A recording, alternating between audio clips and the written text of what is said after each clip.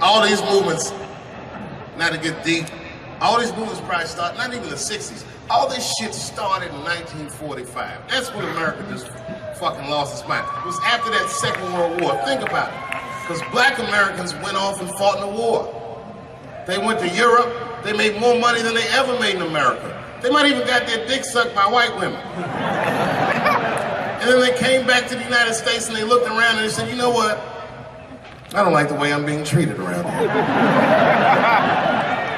But it wasn't just black dudes. At the same time, all the women in America went into the workforce because all the men were gone. That's when you see that old poster in the 40s with that dyke, like, we can do it. That's where that's from.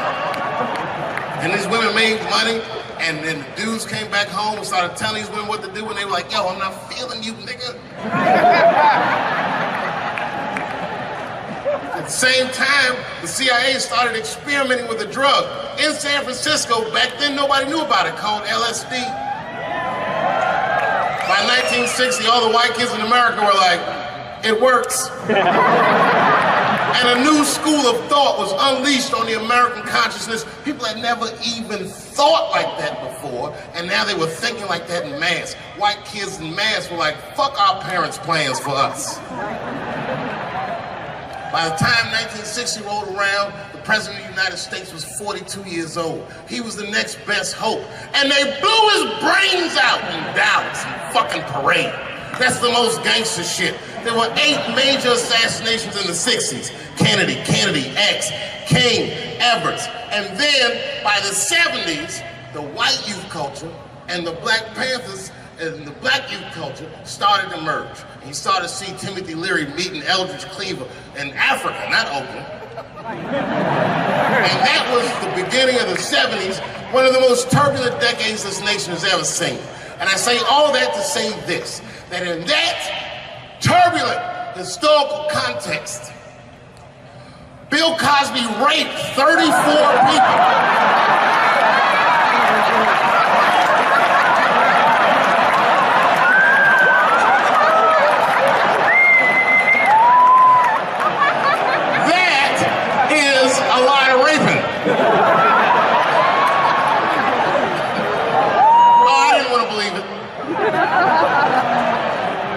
Every time I turned on the TV, I saw another old woman describing one of these antique rapes. These rapes were old school. They'd be like, and then Bill Cosby pulled my bloomers down. Bloomers? I saw him peering through me through a large cloud of vagina hair. Vagina hair? I've seen that in years.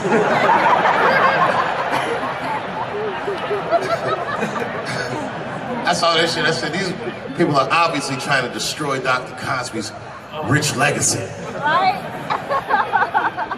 34 allegations later, I was still like, man, they probably only raped 13 or 14 of those people. Do all that raping. It's like 50 fucking rapes. And don't forget, each one of these rapes have 8 hours of sleep in them. It's like 1,000 hours of rape. Packed into an otherwise busy schedule. Short corporate rapes, that's what I support.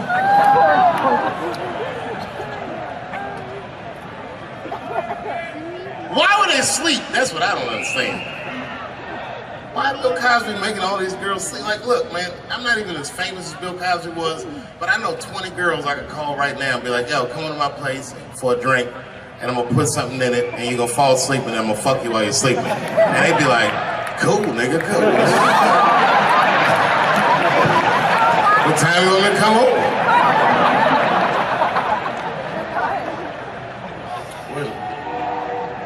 Is that a train here, that train? Trains do something to black people. Didn't you feel like running for that train? I've never been in a situation where I needed to. Something about being black, nigga, you just, when you hear a train, we'll see like, I've gotta go.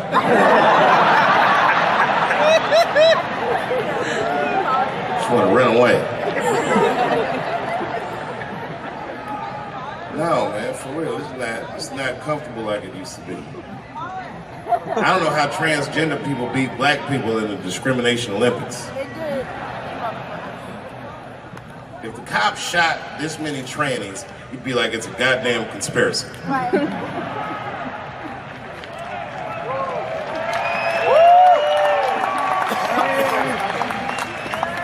The niggas gonna start wearing high heels just to feel safe.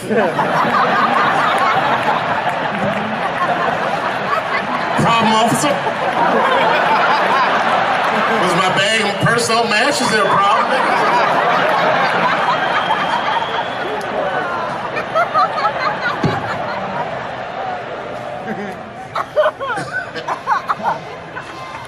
There's too many, man.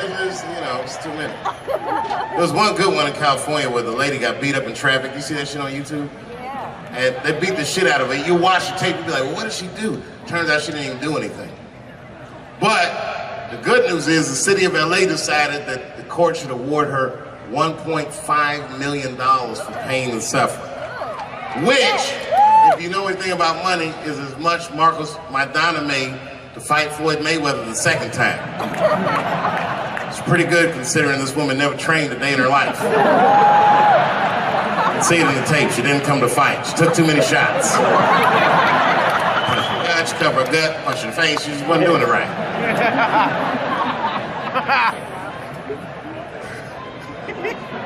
What?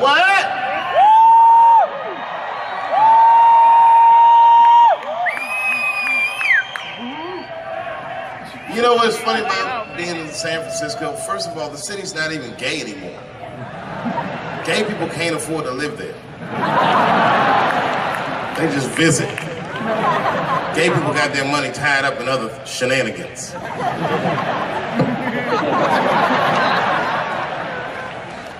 Where you from, bro? Where? Canada? Well, all right, you can get off the watch list. You know, America has a racial hot seat, which belongs to black Americans, but I know you sat in it for a while. I can honestly say Arabs and Mexicans sat in that seat. And we, the black Americans, would like to thank you both for your sacrifice and your struggle. Everybody goes through something, but at least I can leave my backpack someplace. If you leave your backpack, you got 20 minutes to find that shit before they send a robot to blow your luggage up. Don't you remember in San Francisco when that motherfucking tiger jumped out of the cage and bit those people up? And San Francisco is so gay, the whole city blamed the tiger. No, they blamed the victims. They didn't even say shit about the tiger. They said these people were teasing that tiger. That's irrelevant. Tigers should not be able to jump out of the cage and kill people at the zoo. They said that that tiger chased one of his victims 400 yards. Listen, you know how fucking fast you have to run to outrun a tiger for 400 yards? They probably woke up in the hospital with an NFL recruiter standing over his bed. You did good, son. You did very good. I know this isn't a good time, but I'm with the Cincinnati Bengals. Complete coincidence. I think we can tie something in and do something really big with you. One of the guys the tiger bit was Mexican, and the other two were Arabs. I said, who trained this tiger? Homeland Security, like everybody? I gave that tiger some beans. You smell those beans? You can smell that. Go get them. Here's some curry.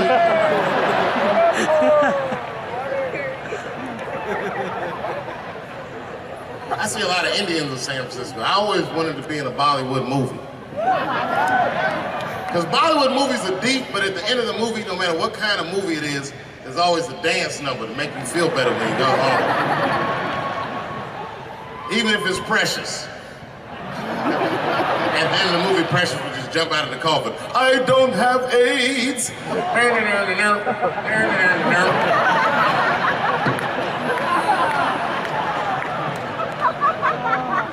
You ever see Precious? Boy, that was a sad movie. Yeah, that was tough.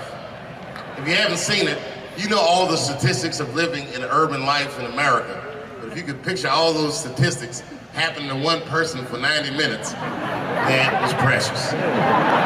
Life through the book of that fat bitch.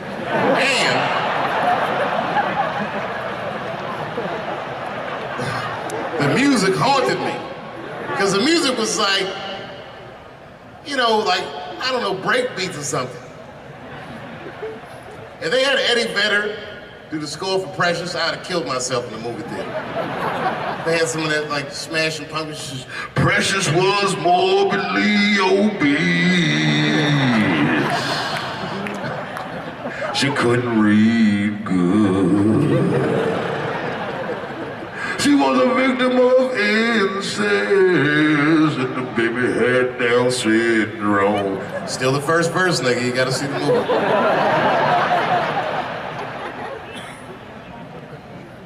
She caught AIDS at the end. She might have had it the whole movie, but at the end she found out.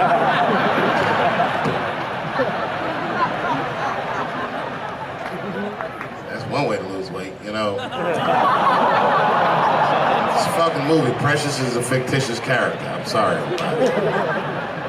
It's a fucked up movie. It was a fucked up movie. I got scared when I went to see Straight Outta Compton. And Eazy-E caught AIDS at the end. That shit freaked me out. Because I didn't know you could get AIDS from firing your manager.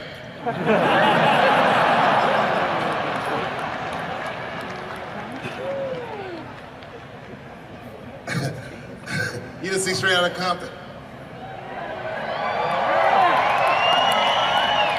Eazy-E caught AIDS in the last 10 minutes of the movie. He just started, you good, nigga? You all right? Yeah, I'm good. Who catches AIDS like that?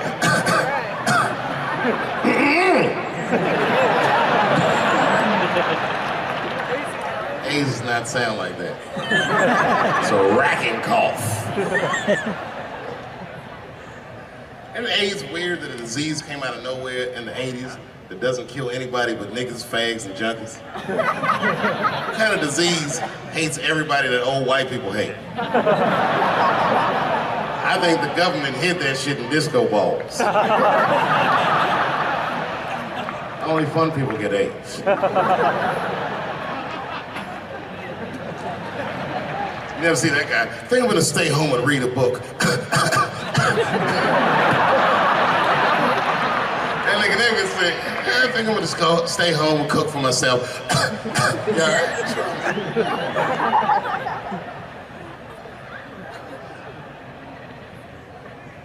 Remember when Donald Sterling made that tape?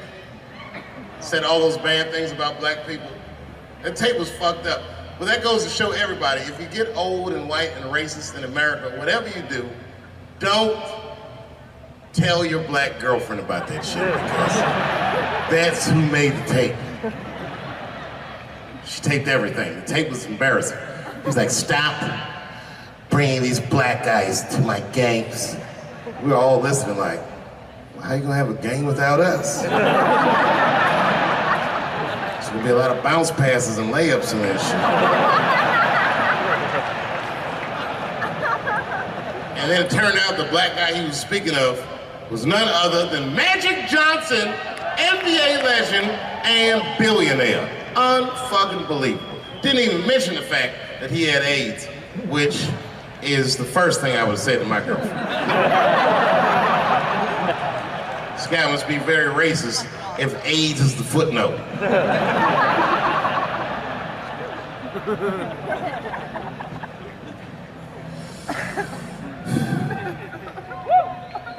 How many of y'all work for Google? Nobody?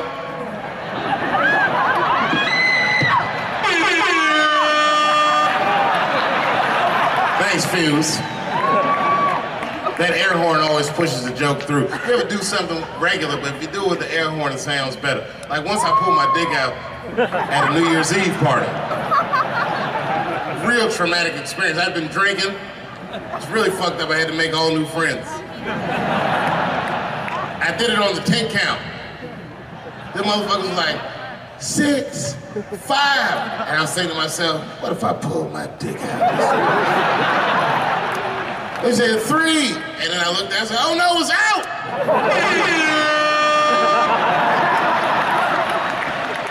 air horn pushed me over the top. I pulled that shit out of the... I was like, ho!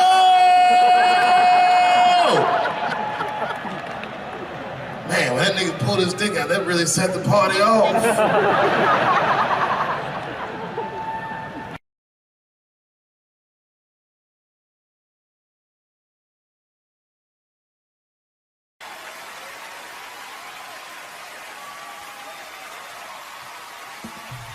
Ladies and gentlemen, Dave Chappelle.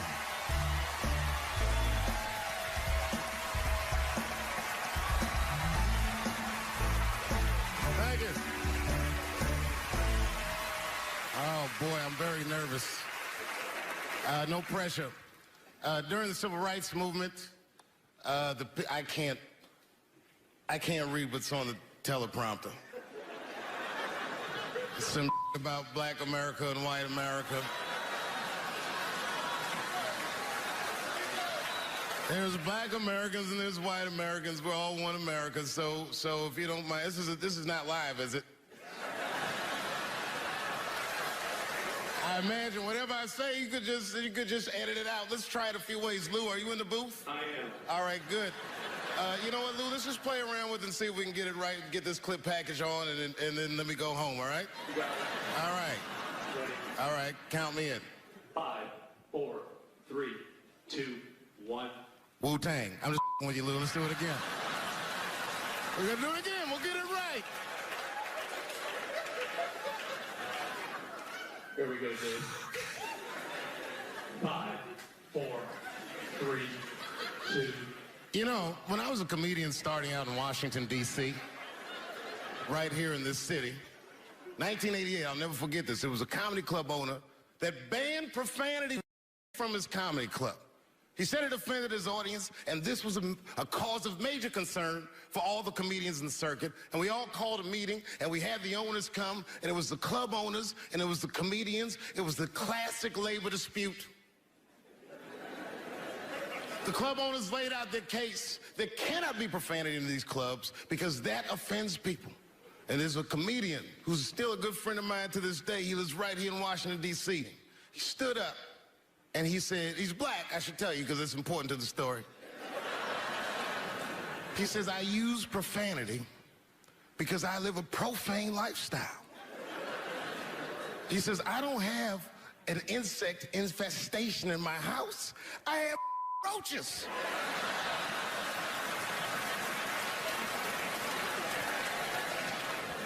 My favorite comedians are like musicians, and the audience is their instrument. And the music they make is your laughter. And that's the laughter that I scored my entire life to. So now, some of my favorite American comedic composers. Thank you. When I lose my job, I lose my man. Treats me like a dog. He called me a dog. Yes, he did. One day he called me an old dog. Sometimes I wished I was a dog and he was a tree. When you stop and think, football's a fair sport for my people. Only sport in the world a Negro can chase a white man and 40,000 people stand up and cheer him. See, in my neighborhood, the kids have a kind of a dubious reaction to that whole Santa Claus concept. They just don't believe that a white man will ride a reindeer through Harlem after midnight. In truth, white friend, it's you that all look alike.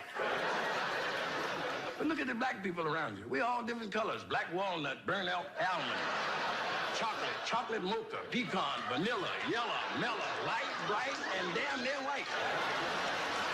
We come from the first people on the earth. You know, the first people on the earth were black people.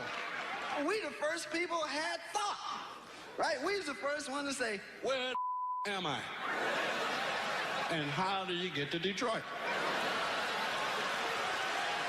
I think maybe like 30 years ago, there was a woman that wanted to sing, and a black lady that sang opera that wanted to sing. What was her name? Mary Anderson. And this place was like segregated, and they couldn't sing here.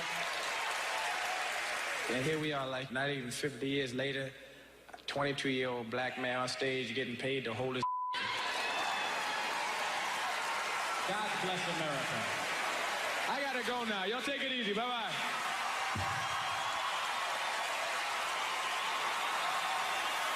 Janelle Monáe, Will Smith, Common, Gladys Knight, and John Legend when we continue. Yeah, man. Well, you ladies are right. To be honest with you, your lives look terrifying to me. They do, man. I know nothing about being a woman, but I know fear. Yo, I used to live in New York when I was 17, and I couldn't even pay my bills. You know what I did to make money? I used to do shows for drug dealers that wanted to clean their money up. One time I did a real good set, and these motherfuckers called me in the back room.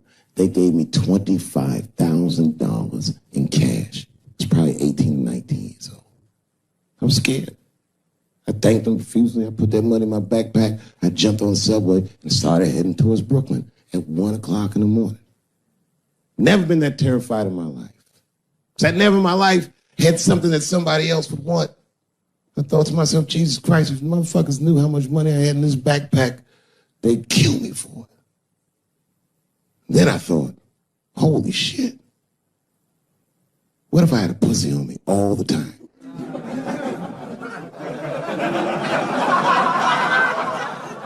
That's what women are dealing with. I'm gonna tell you right now. It's real talk. If them same drug dealers gave me a pussy and said, put this in your backpack and take it to Brooklyn, I'd be like, nigga, I can't accept this.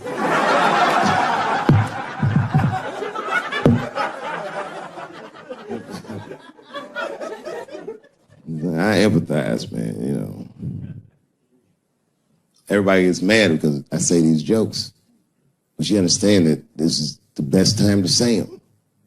More now than ever. And I know there's some comedians in the back. Motherfucker, you have a responsibility to speak recklessly. Otherwise... New York Times said that Louis C.K. jizzed on his own stomach. You know, I've busted a lot of nuts in my day. None of them were newsworthy. Shit was really gross, because they didn't just say it like I said it. They didn't just say jizz on the stomach. They said it in that fucking Pulitzer Prize winning style that the New York Times has. It was very descriptive, like, you know what I mean? Louis C.K.'s semen shot out like a volcano of misogyny, slowly drizzling down like lava, covering his freckled penis as it slowly dripped to a fiery crown of red hair. Jesus Christ, I'm trying to eat some huevos rancheros and these niggas is...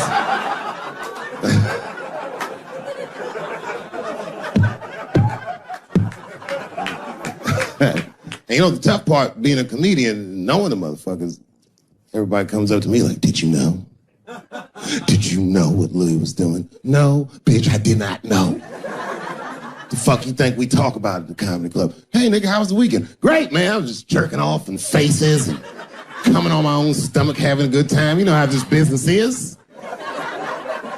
No, I didn't know.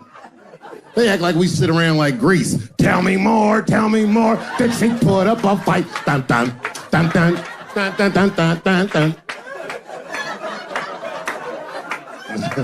Sorry, I don't know the choreography, but you get the point. You get the point. She was intense. But Louis was like the turning point. I mean, you know, all these allegations are terrible. Louis was the only... I shouldn't say this, but fuck it. His allegation was the only one that made me, like, laugh. Well, if you think about it...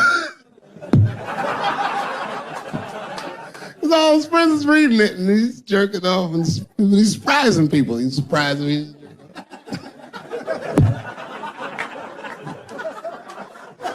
I just picture all the comics in comedy just reading it like, what?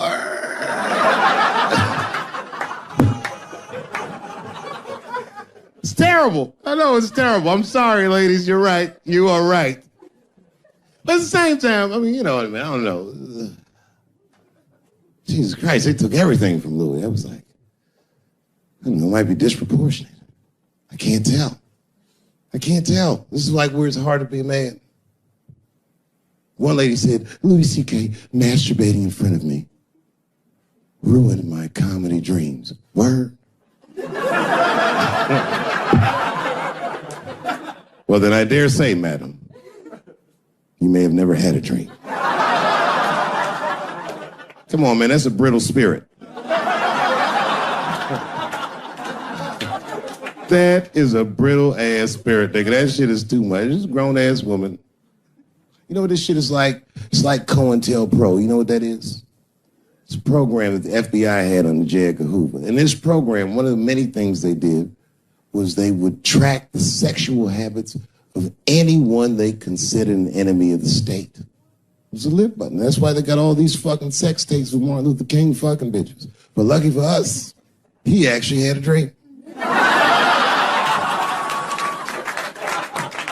You think if Louis C.K. jerked off in front of Dr. King, he'd be like, I can't continue this movement? I'm sorry, but the freedom of black people must be stopped. I didn't know this nigga was gonna pull his dick out and jerk off like this. I just thought we were gonna get a couple of drinks and chill. Show business is just harder than that. Them women sounding like, I hate to say it, y'all, they sound weak. I know it sounds fucked up, I'm not supposed to say that, but one of these ladies was like, Louis C.K. was masturbating while I was on the phone with him. Bitch, you don't know how to hang up a phone?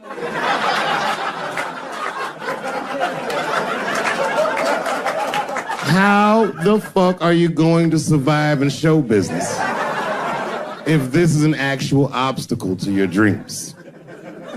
I know Louis is wrong, ma'am. I'm just saying I'm held to a higher standard of accountability than these women are. Don't forget who I am. Don't forget what I am. I am a black dude.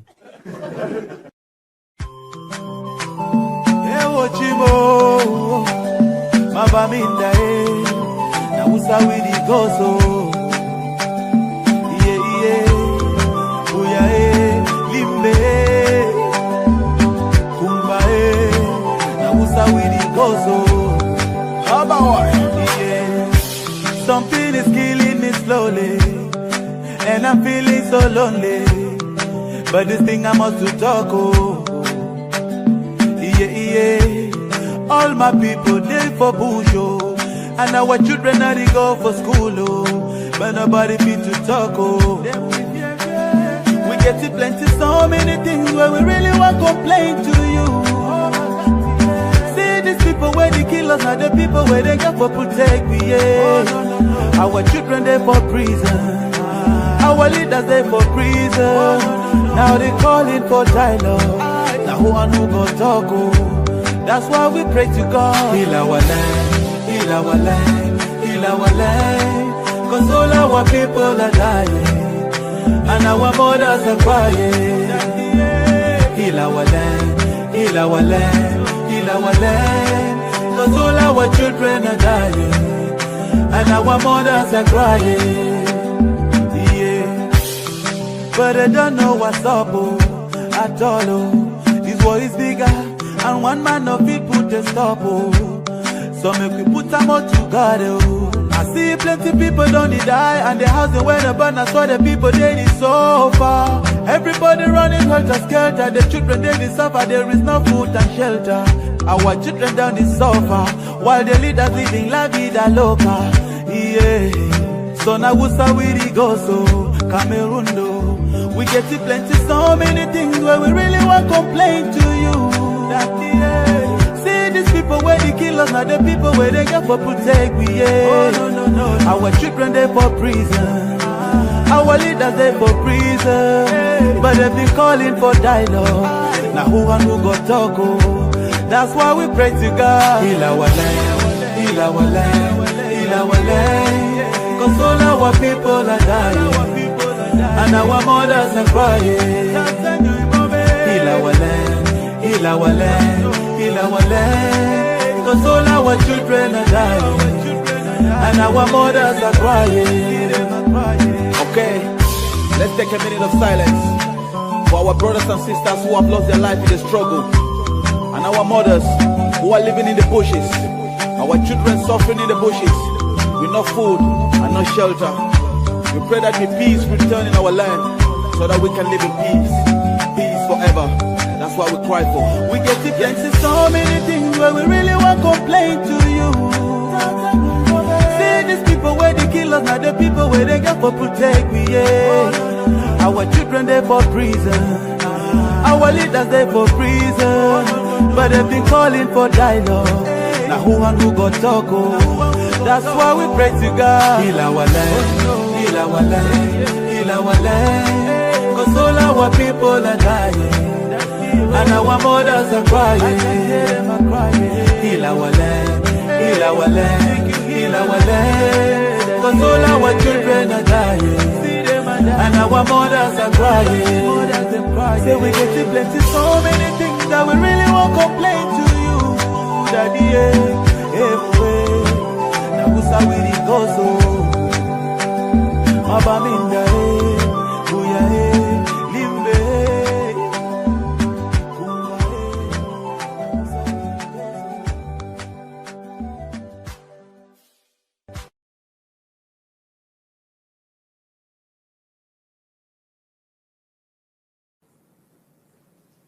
I'll tell you what happened, but I can't say it directly. There's a book to me that encapsulates my entire experience before I left the show. And the book is called Pimp. It's written by a guy named Iceberg Slim. Here, bring it up here. This is Matthew. Matthew was from France. He's white. And yet, he has an original copy of this book written by a black American who was a pimp in the 40s. Iceberg Slim, his real name was Robert Beck. He got the name Iceberg because he was in a bar in Chicago and there was a shootout in the bar and a bullet went through this nigga's hat and he still finished his drink. Pimps love shit like that. They said, man, you ice cold. And he said, I like that. And it stuck. This book is so heavy in the front. It has a glossary of pimp terms because the ideas are so foreign to the American ears. For instance, do you know what the phrase mileage on a hoe means?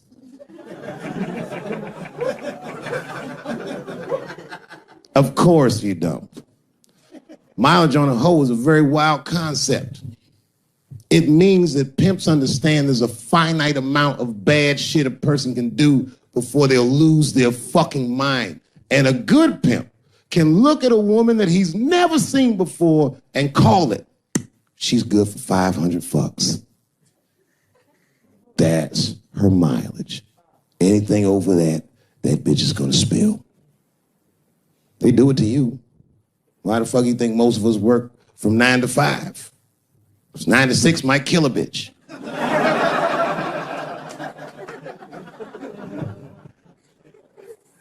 Iceberg Slim was the one that broke down what a bottom bitch was. Does anyone know what a bottom bitch is? Anyone? What's a bottom bitch, sir? It's your prostitute that's the best out of all of them, that brings in the most money. That's right. That's exactly right. Are you black? That's right. A bottom bitch is a pimp's number one hoe. She's even a bitch that helps him keep the other bitches in line. I will repeat. She's even the bitch that helps him keep the other bitches in line. If the pimp was McDonald's, then the bottom bitch is French fries.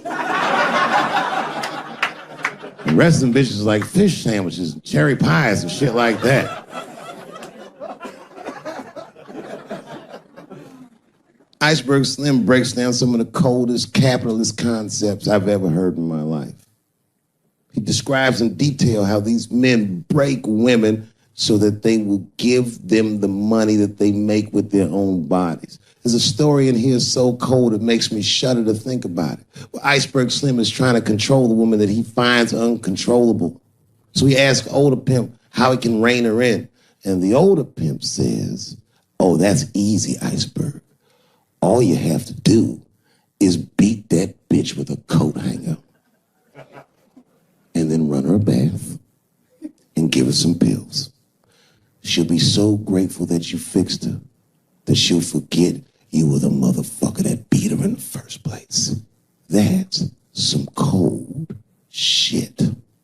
Now, end of this book, Iceberg Slim tells a story. It's kind of the crescendo of the book.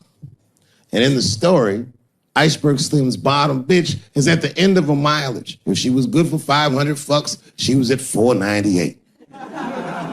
She was bubbling. You could see it. She was going crazy. She started saying all kinds of shit. Oh, I always wanted to be in the circus. Circus? This bitch is loose.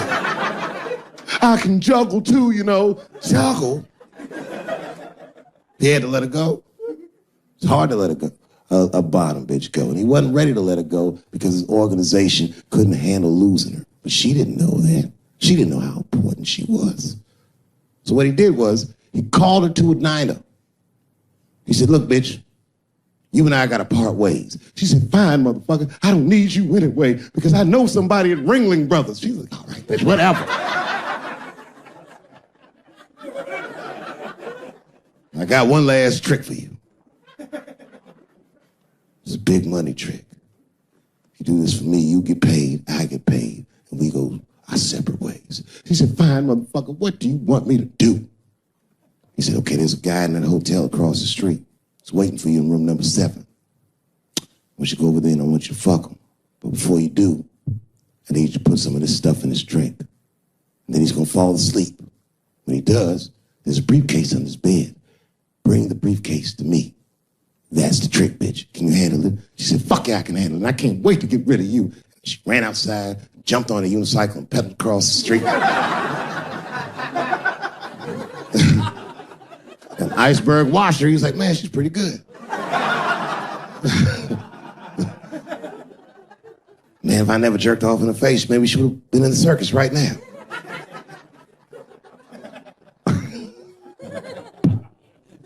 And she runs up to the motel steps and she disappears in room number 7 and she's gone for a real long time. Real long time. So long, in fact, that Iceberg got a little worried. But then, suddenly, she came back. He said, what's going on, bitch? Where's the briefcase? She said, I didn't get it, Daddy. He said, what do you mean you didn't get the briefcase, bitch? What's wrong with you? She said, oh, I did everything you said, but that man don't look right. Something wrong, Daddy. He said, what do you mean something's wrong, bitch? Did you put that stuff in his drink? She said, I did everything you said, Daddy. I put all of it in his drink. He said, wait a minute, bitch. Wait a minute. You put all of it in his drink? Now he had to see for himself. So the two of them go across the street to the motel and they go into room number 7. And on the bed, laying lifelessly, is the white man that she was supposed to fuck. And Iceberg said, you right, bitch. She don't look good. What the fuck? So he called a friend of his that was a doctor that was close by. And the doctor came in, gave the guy a thorough examination and told them both what was obvious. Slim, this motherfucker is dead. Oh, God, Daddy. Oh, no. Oh, no, we killed him. He said, calm down, bitch. We didn't do anything. You killed this motherfucker. And then he reached under the bed and he grabbed the briefcase. He popped it open. It was filled with money. More money than any of them had ever seen. And Iceberg took a little bit of the money and gave it to the doctor, and the doctor left discreetly. All right, bitch, let me think. I can fix this for you. I know somebody I can call. But if I call him, I'm gonna owe these motherfuckers a big favor. Oh, God, Daddy, please. I don't want to go to jail. Neither do I, bitch, so will you shut up? She picked up the phone. She heard him mumbling on the phone a little bit. He hung up the phone, and she was pacing the room, and he was just standing there cool, and they were waiting, and then suddenly, a van pulled up downstairs. 2 guys get out with a carpet. They walk upstairs. They roll that carpet out on the floor. They throw the body in the carpet. They roll that motherfucker up like a burrito. They pick that shit up, and they throw it in the back of the van. They come back up, and Iceberg opens the briefcase again and gives them a little money. He says, I'll get in touch with you guys later. They say, you're not going to get in touch with us at all. We'll find you. He said, whatever, nigga. And they bounced. Oh, God, Daddy, oh, God. He says, relax, bitch. Listen, we getting the fuck out of here. You go downstairs, you get the car. We got to leave separately. She went, she got the car. Iceberg grabbed that briefcase, waited a few minutes, looked out the window, and then he went down with her. They both got in the car, and they drove off. She was a blubbering mess. Oh, you did all this shit. He said, I told you, bitch, We didn't do anything. You killed a motherfucker, and I cleaned him up. And now we got us a secret, okay? I know I'm not gonna tell, bitch. It's you? She said, oh, no, I ain't gonna tell. He said, all right, baby, cool. I'm gonna need you to stay with me for a while till this shit cools down. She goes, okay. That's the game. That's how the whole shit works, ladies. You understand? This bitch was at the end of her mileage. She was at 498. She ended up triggering for Iceberg for another 6 months. She must have turned another 200 tricks for him. Do you understand? Some cold shit. And the cold shit about it is that the dead guy on the bed wasn't even dead at all. This motherfucker was just a friend of Iceberg's acting like he's asleep. The doctor wasn't a doctor. It was a motherfucking butcher that happened to have a white coat. And the dudes who came in the moving van clothes was dressed like movers because they were movers. Iceberg had gotten a new apartment. And the bag of money was Iceberg's money in the first place. The money he got from all those women. That's a cold game. That's the motherfucking capitalist manifesto. And that's why I went to South Africa. So now we got us a little secret, bitch.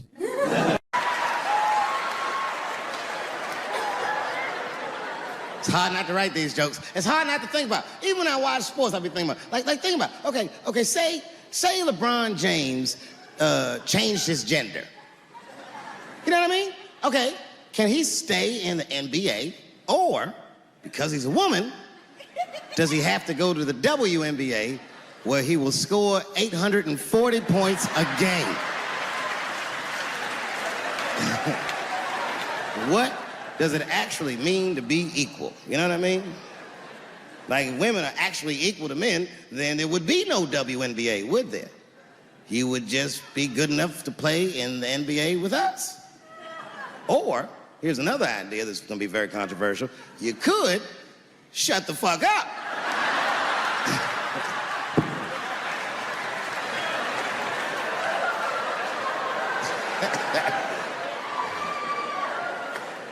I'm sorry, ladies, I got a fucking Me Too headache. Y'all is killing me right now. It's really fucking tough to watch what's going on. You know, ladies, I said it in my last special, and I got in a lot of trouble for this. I told you were right. But the way you're going about it is not going to work. But I'm biased. I said it. Louis C.K. was a very good friend of mine before he died in that terrible masturbation accident. And it was his room. You read the story. He was masturbating in his own room. That's where he's supposed to masturbate. And then he said, hey, everybody, I'm gonna pull my dick out. Nobody ran for the door or nothing like that. They all just kind of hung out like, I wonder if this guy's serious. And he came on his own stomach. There it is. What is the threat? Have any women ever seen a guy that just came on his own stomach? This is the least threatening motherfucker the earth has ever seen. All you see is shame in their face and cum dripping down like pancake butter.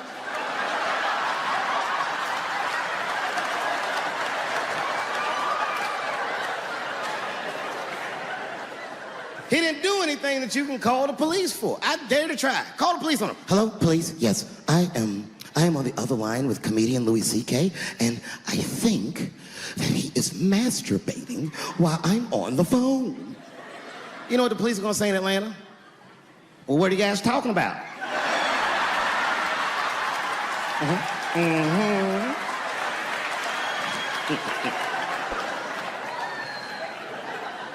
The only thing in our society that bothers me the most is the way that men and women don't get along no more. That's really what's bugging me about it. Men and women just don't get along. Like, I hear women say this all the time. I know a lot of you sisters be like, chivalry is dead. Don't you? Don't y'all feel that way? Like men aren't gentlemen anymore? That's right. Chivalry is dead, and women killed it.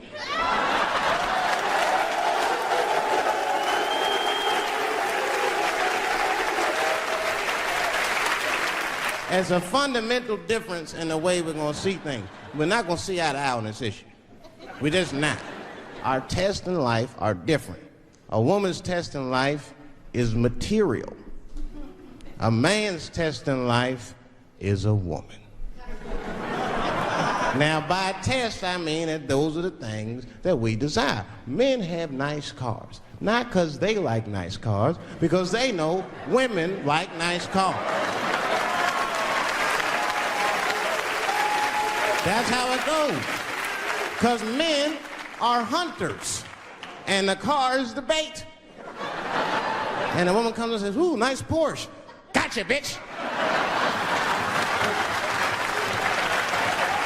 That's how it is. That's true.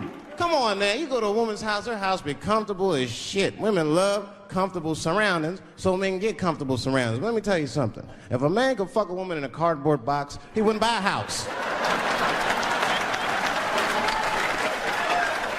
But that's still not where chivalry got killed. Chivalry got killed by the feminist movement on the magazines that got women going crazy, because women got too much advice about men from other women.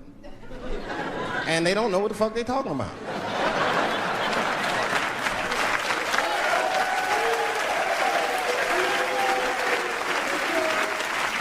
And it's true.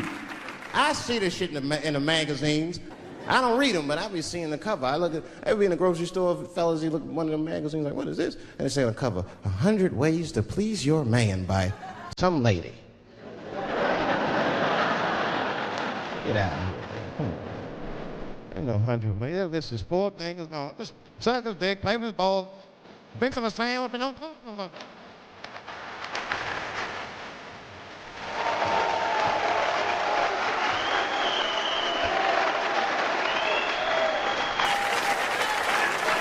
And then the magazines trick the women.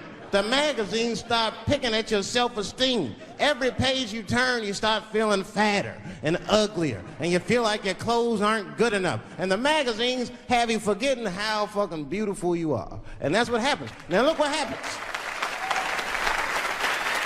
And then you forget how beautiful you are, and we all suffer. If pussy was a stock, it would be plummeting right now because you flooded the market with it. You're giving it away too easy. I'm just being truthful. I'm just talking. It would plummet. We'd be watching the news today. Pussy plummeted again on the NASDAQ. Gold is up 10 points. They ruined this nigga's life, and now he's coming back playing comedy clubs, and they acting like if he's able to do that, that's gonna hurt women. What the fuck is your agenda, ladies? Is sexism dead? No, in fact, the opposite happened. I said it was gonna get worse, and they said I was tone deaf. But 8 states, including your state, have passed the most stringent anti-abortion laws this nation has seen since Roe v. Wade. I told you. I'll be real with you, and I know nobody gives a fuck what I think anyway. I'm not for abortion. Oh, shut up, nigga.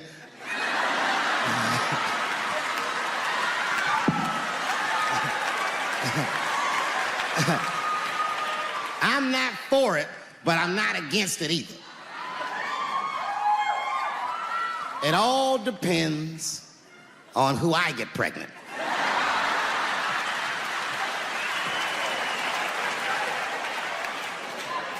I don't care, I'm tell you right now, I don't care what your religious beliefs are or anything. If you have a dick, you need to shut the fuck up on this one.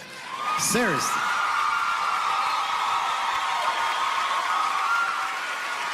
This is theirs. The right to choose is their unequivocal right. Not only do I believe they have the right to choose, I believe that they shouldn't have to consult anybody, except for a physician, about how they exercise that right. Gentlemen, that is fair. And ladies, to be fair to us, I also believe if you decide to have the baby, a man should not have to pay.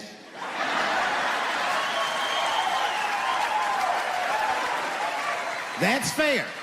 If you can kill this motherfucker, I can at least abandon him. It's my money, my choice.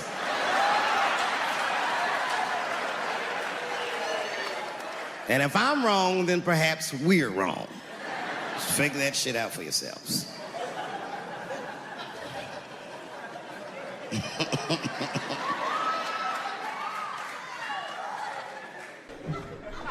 You can see it. You ever have this happen? This is how confusing it is. This is the practical application of what I'm talking about. Like a guy be out, it's happening to a lot of guys. You be out at a club, bar, right? You're kicking with your boys, and a girl walks by, and man, she looks good.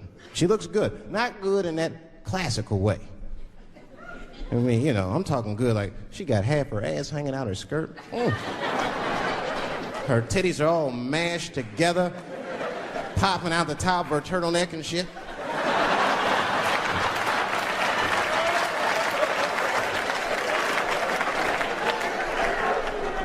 And you with your buddies, right? You with your buddies, you got a couple drinks in you, and you see a girl like this, you might try to talk to her. This might not come out right. I don't know what you say, but damn, look at them titties! Right? The girl gets mad and says, wait a minute. Just because I'm dressed this way does not make me a whore. Which is true. Gentlemen, that is true. Just because they dress a certain way doesn't mean they are a certain way. Don't ever forget it. But ladies, you must understand that that is fucking confusing. Just is. Now that would be like me, Dave Chappelle the comedian, walking around the streets in a cop uniform. Somebody might run up on me. Oh, thank God. Officer, help us. Come on, they're over here. Help us. I'm like, oh, just because I'm dressed this way does not make me a police officer. You understand what I'm saying? It's like, all right, lady, fine. You are not a whore. But you are wearing a whore's uniform, I'll tell you that shit right now. Can't deal in relationships anymore. I broke up with my girl, I'm out of Shawshank. I'm free. I don't want to go back. Couldn't even argue with her. You should be able to argue. If you have an issue in a relationship, you should be able to argue that issue out, right? But see, ladies, you got to stick to the fucking issue. You guys take arguments everywhere just to win them. That's why nothing ever gets done. You be arguing about the dishes, baby. Baby, could you wash your dish at least before you put it in the sink? Premature ejaculator? Damn it. You know, why you gotta bring that up? I don't even believe in that. I don't. If I come, man, it was right on time. That's the way I see it. And as far as I'm concerned, I can't come fast enough. You know, I'm sick of being vilified all the time. David, how could you? How could you come? I was fucking. What were you trying to do, huh? Come. Well, I beat you. You gotta work on your time, baby. I'm down to 1:20. Get mad at me because I have different goals in sex. I'm a speed fucker. Just trying to hit my best time. It's like the Olympics. And now for the dismount.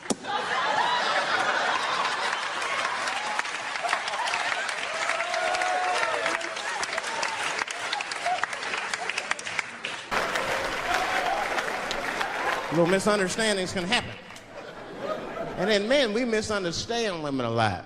You know, we always undermine their feelings. You can't do that to them. You can't, because, see, feelings are, you see how they're clapping? Feelings are very important to women. They are all important. I'm just learning this shit. Everything's based on how they feel. You can hear when they tell stories. You ever hear a man tell a story, it'd be just facts. Who, what, when, where, why. It was me and Bob, we was at Safeway. Then that nigga Bob said this, then I punched that nigga, and then I broke out. That's the story.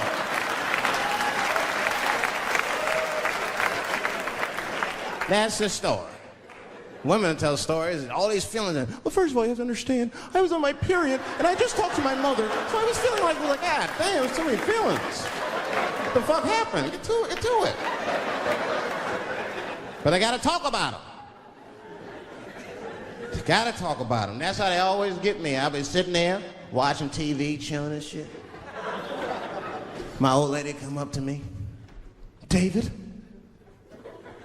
we need to talk. Fuck! I don't say that out loud. That's how I feel inside. Because I know every time we need to talk about some shit that I gotta do. We don't ever have to talk about anything she needs to do.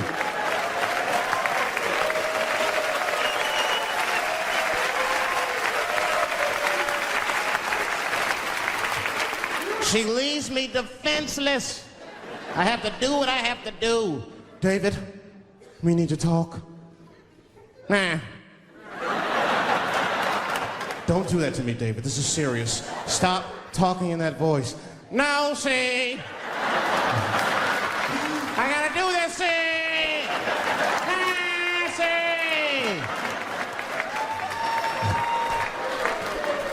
See. It wasn't all bad. It's never all bad. You won't stay if it's all bad. Well, that's not true, but I wouldn't. We had fun. We used to watch porn together. That's how cool she was. It seems nasty, but it was fun. We learned about each other. She learned about me. One time we was watching porn. I'll never forget this time. The first scene in this movie was hardcore. 2 guys, 1 girl going at it. I fast forwarded right through that. It was too much for my senses.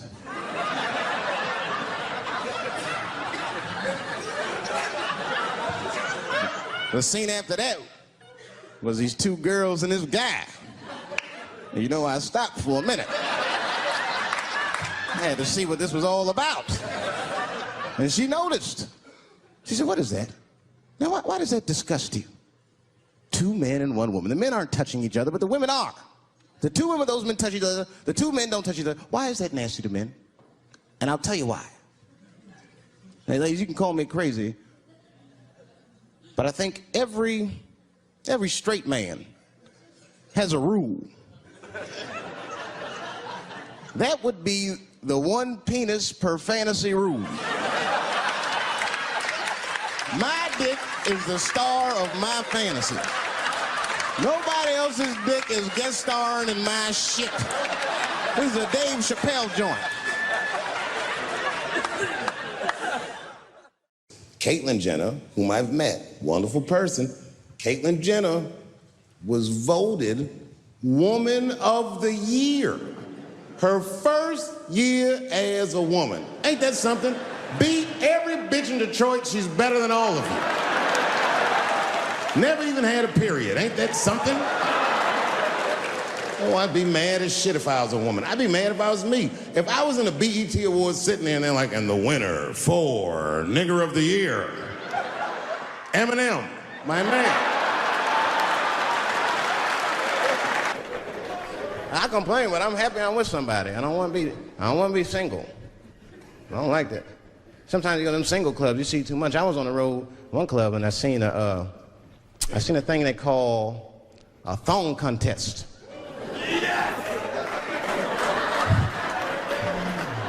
Yeah, I seen a thong contest.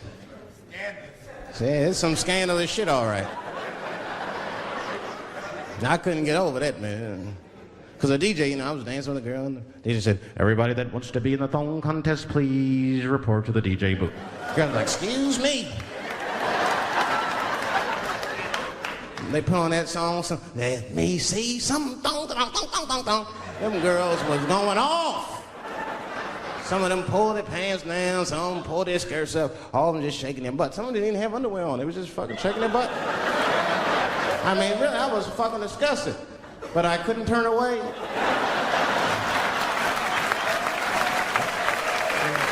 But no, please, for the squeamish, just plug your ears. All right, one of the girls, you get so into it, there's no cops around, right? But she actually, I'm sorry to tell y'all this, she spreads her butt cheeks open. She spreads her butt cheeks open in the middle of a crowded disco, right? I was disgusted because I was like 10 yards away from her. I was like, oh my God.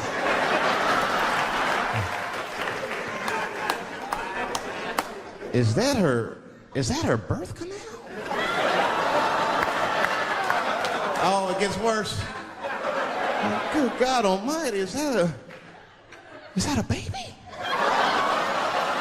I know that's gross. It's gross, because it was a baby. It was the same baby from the project. She's like, I snuck in the club, nigga. I got that weed if you need me. Just pat on the ass, and I'll come out. I Googled the dictionary definition of a feminist just to make sure I was talking about the right thing. And do you know, sir, what the dictionary definition of a feminist is? I didn't either. Listen to this.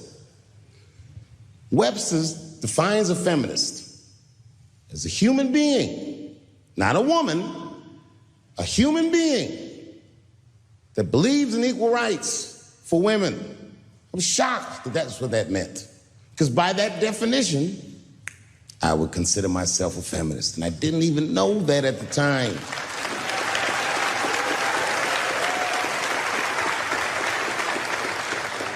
All these years, I thought it meant frumpy dyke.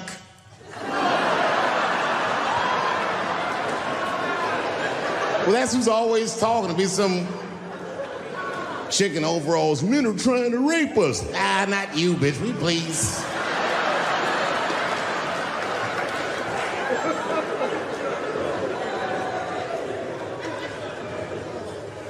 I know, look, listen. I support the feminist movement, I do, in my own ways. When you guys did the Women's March, I tried to go and support you. And none of my friends would go with me. I asked all the fellas, none of them wanted to go. I tried everything. Come on, y'all, it's gonna be bitches there. They was like, nope. So what I did is I called my friend Ange. Ange is a black woman who's a comedy writer, and she's dope. Matter of fact, she's the only woman that I know personally that pays her ex-husband alimony. And she sounds just like a man when she does it. Fuck that broke motherfucker and all that. She says all that shit. So I hit Ange up. I hit her on the text. And all I did, I texted her. I said, Ange, are you going to the Women's March? And she texted me back, and this is real text. She said, I hope those white bitches get tear gassed.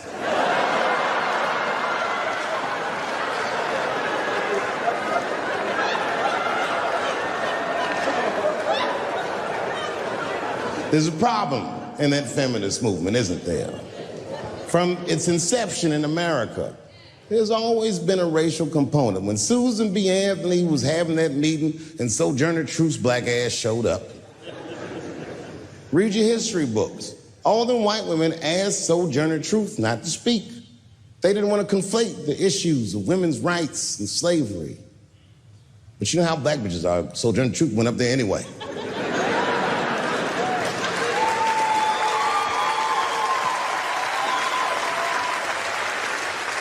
She did a famous speech. She said, ain't I a woman? Ain't I a woman? That's right. And listen. I supported the Me Too movement, but the whole time I thought that the way they handled that was stupid.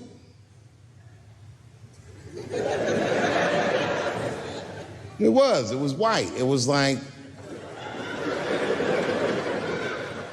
they were doing shit like going to the Golden Globes, and all of them would be like, let's all go to the Golden Globes and wear black dresses, give these men a piece of our minds. Bitch, that is not gonna work.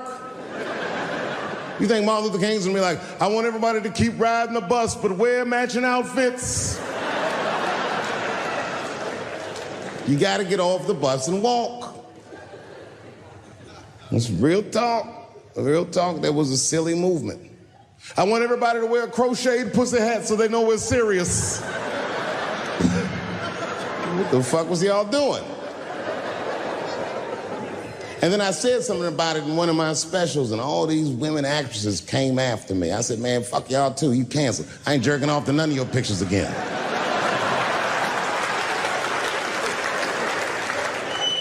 They were like, who is he to tell us anything? I'll tell you exactly who I am. I'm the one that got off the bus and left $50 million on the bus and walked.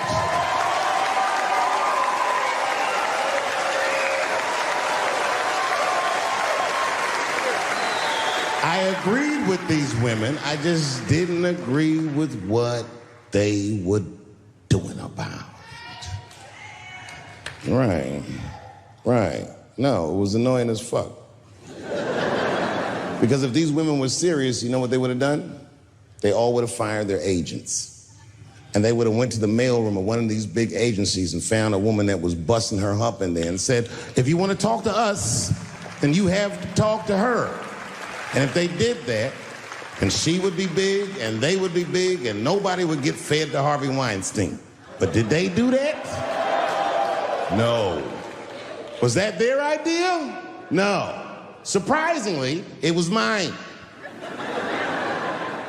And what I think the feminist movement needs to be very successful is a male leader. I'll do it. I will. I will lead you women to the promised land. I will make sure you get equal pay for equal work. I will make sure that nobody harasses you or fucks with you on the job. I will protect all of your interests. And all that I ask for in return is that you suck my dick. And now we're right back to square one, aren't we?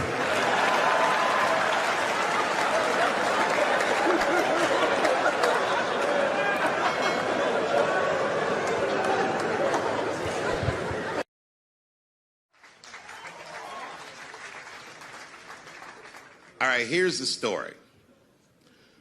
I started doing stand-up comedy when I was 14. I'll never forget the first time I was on stage. The guy that introduced me was a guy named J.T. Newton. I'm 47. I can close my eyes and remember the introduction like it was yesterday. It went like this. Ladies and gentlemen, this next young man coming to the stage is starting his comedy career tonight. Who knows? We may be witnessing the birth of a star. Please welcome Dave Chappelle.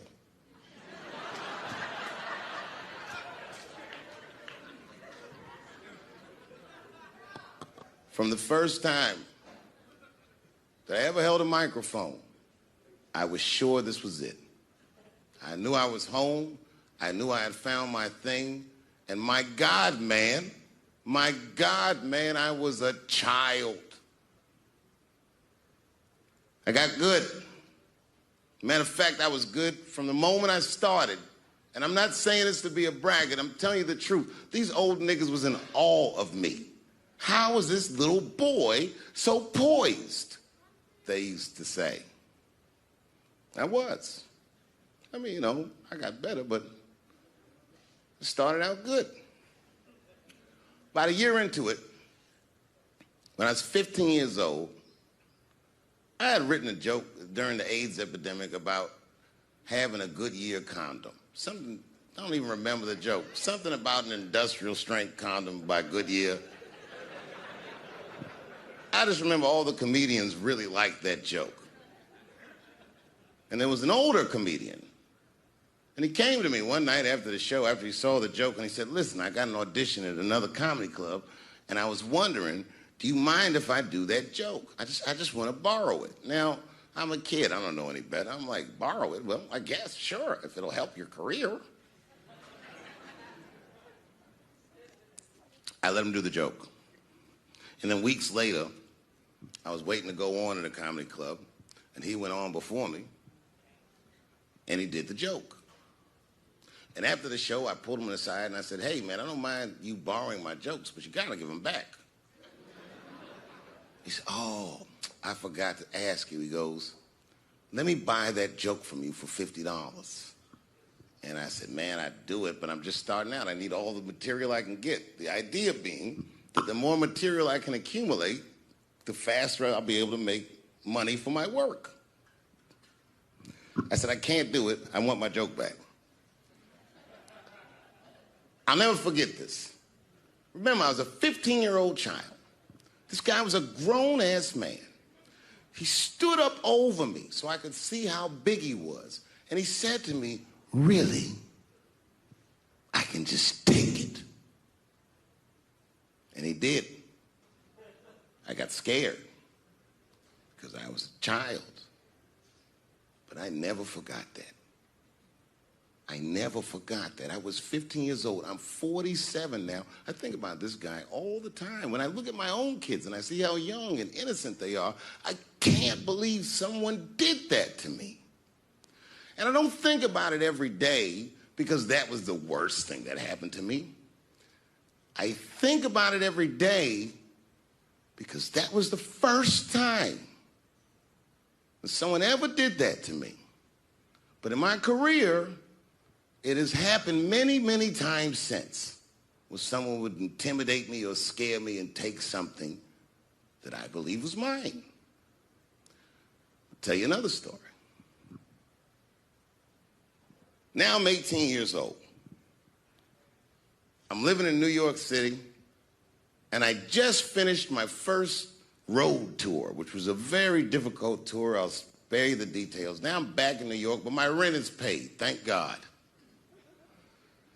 And I have $60 to my name, and a woman that I had met in Pittsburgh, a bad Dominican bitch,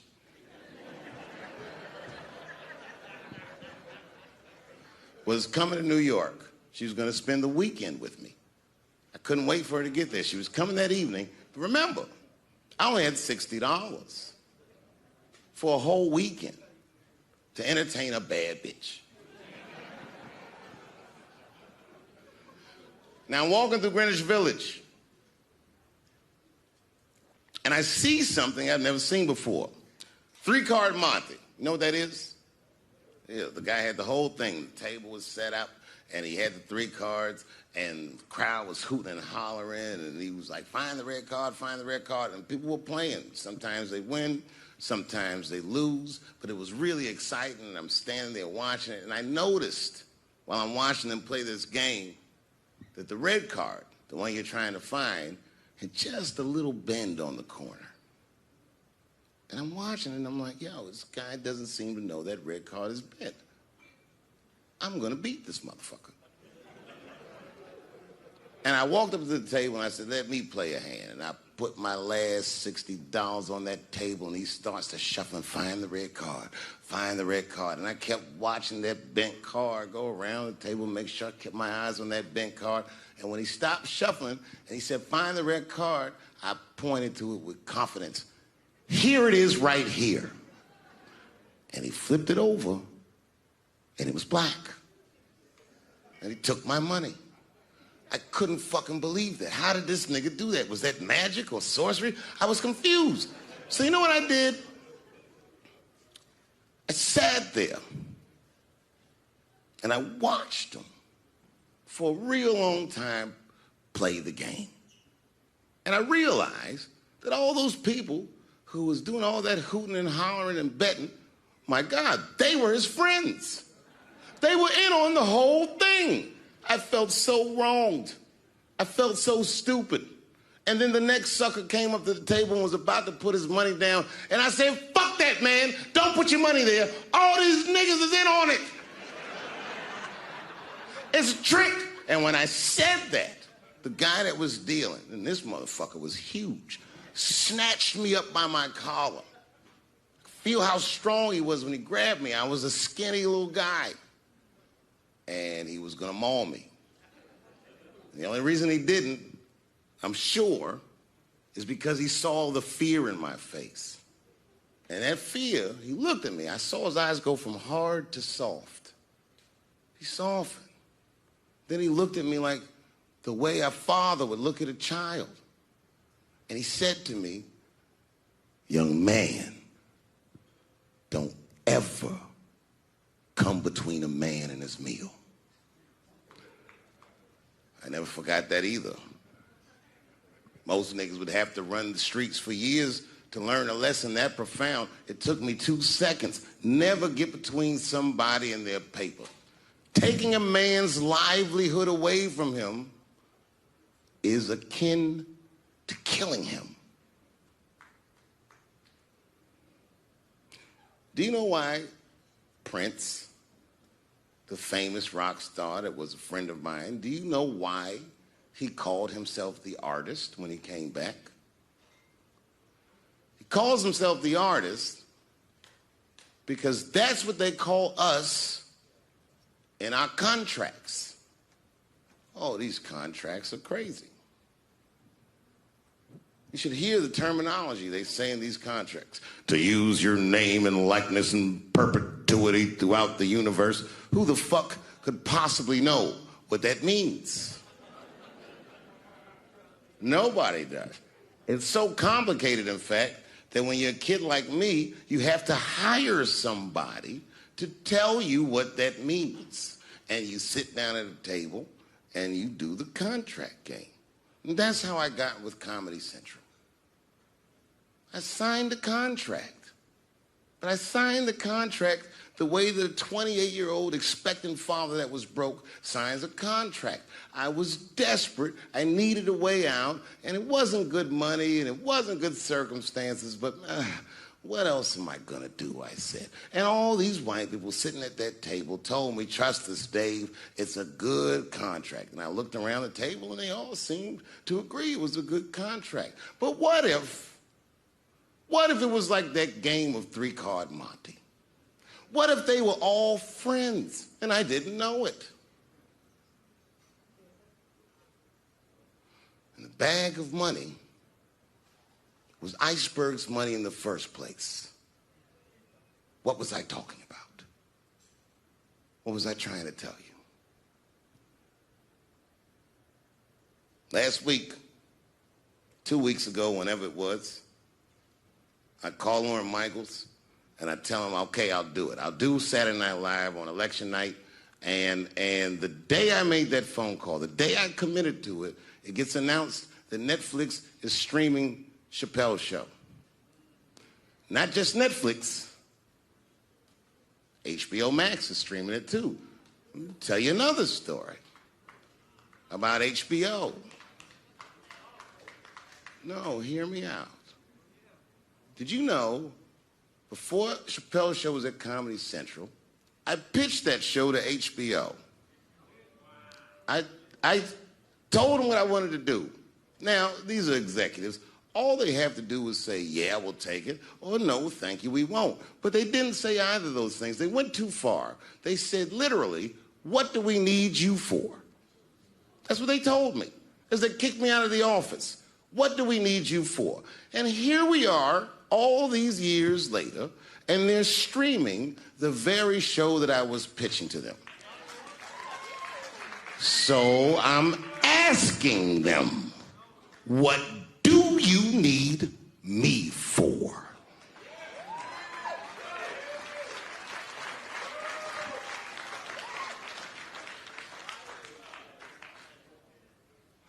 People think I made a lot of money for Chappelle's show. When I left that show, I never got paid. They didn't have to pay me because I signed the contract. But is that right? I found out that these people were streaming my work and they never had to ask me or they never had to tell me. Perfectly legal because I signed the contract. But is that right? I didn't think so either. That's why I like working for Netflix. I like working for Netflix because when all those bad things happened to me, that company didn't even exist.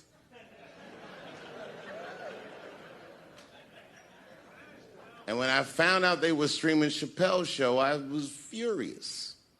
How could they not know? So you know what I did? I called them and I told them that this makes me feel bad. And do you want to know what they did? They agreed that they would take it off their platform just so I could feel better. That's why I fuck with Netflix. Because they paid me my money, they do what they say they're gonna do, and they went above and beyond what you could expect from a businessman. They did something just because they thought that I might think that they were wrong. And I do. I think if you are fucking Streaming that show, you're fencing stolen goods. They stole that from me. They just took it.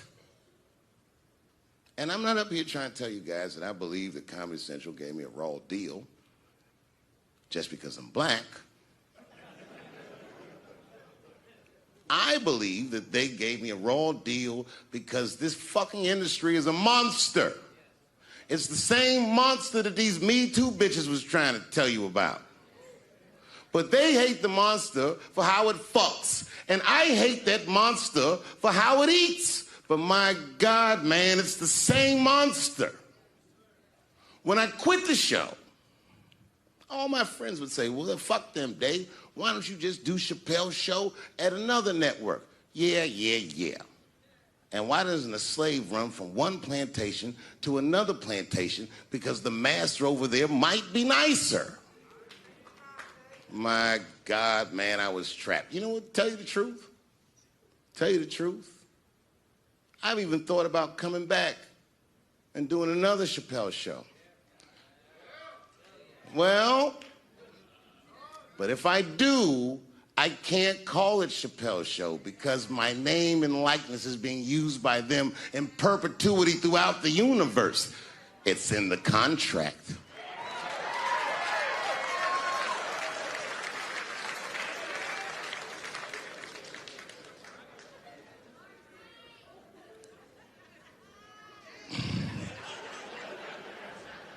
You're not supposed to do this in my business. I'm up here doing something that nobody else in this business has the balls to do. I'm telling you something that you need to know. I'm trying to explain to you what you're seeing. You don't understand what you're seeing. I am publicly flogging a network. And I know that this network niggas, they watching me and they saying, why are you doing this so publicly? Doesn't feel good to be flogged publicly. Oh, believe me, I know. I know exactly how that feels. When I quit my show, they said I was crazy. What was crazy about it? I just didn't want to do it anymore. They said I smoked crack. That's impossible. I was a devout Muslim. I didn't smoke or drink. But I do now, bitch, because you ruined my fucking life. Now it's their turn. This is their first nigga lesson, and I'm honored to give it to them. They're gonna pay me for this show. I called my agent. I said, is there anything I can do about this show? And he said, no. Well, fuck you too then. If you want something done right, I guess you gotta do it yourself. So I'm not going to the agents. I'm coming to my real boss. I'm coming to you. I'm begging you. If you ever liked me, if you ever think there was anything worthwhile about me, I'm begging you, please don't watch that show. I'm not asking you to boycott any network. Boycott me. Boycott Chappelle's Show. Do not watch it unless they pay me.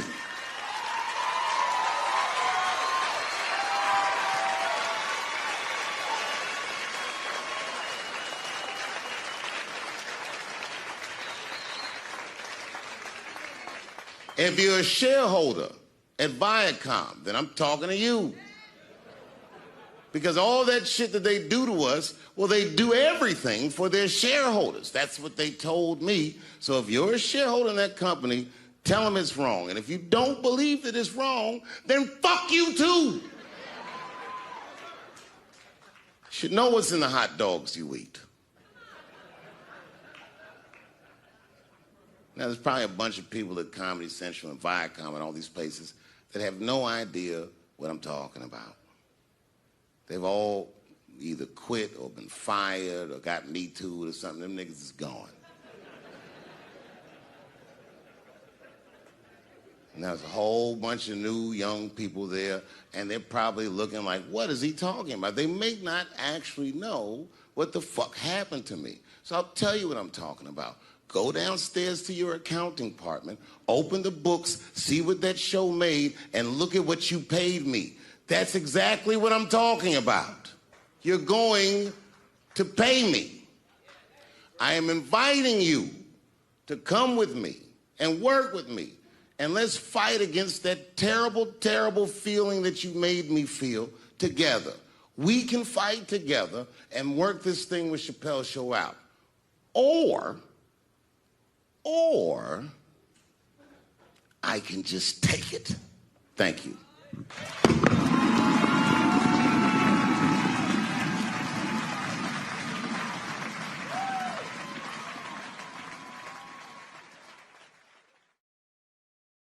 Kennedy Center is proud to present Dave Chappelle with the nation's highest comedic award, the Kennedy Center Mark Twain Prize.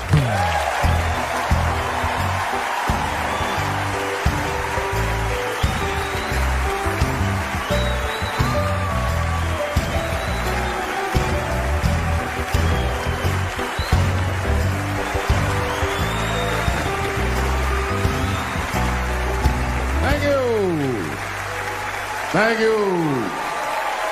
Thank you. I like not knowing what's going to happen. I like making memories. Sometimes I do all this crazy shit around my colleagues just so that they can tell their friends I did it. But rather than talk about myself, just briefly, I want to just talk about my genre. Stand-up comedy is an incredibly American genre. I don't think any other country could produce this many comedians. And unbeknownst to many people in this audience, I don't think there's opinion that it exists in this country that is not represented in a comedy club by somebody. Each and every one of you has a champion in the room. We watch you guys fight, but when we're together, we talk it out. I know comics that are very racist, and I watch them on stage, and everyone's laughing, and I'm like, that motherfucker means that shit.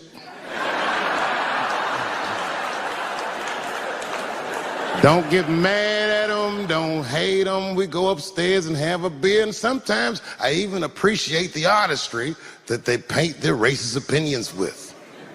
Man, it's not that serious. The First Amendment is first for a reason. The Second Amendment is just in case the first one doesn't work out.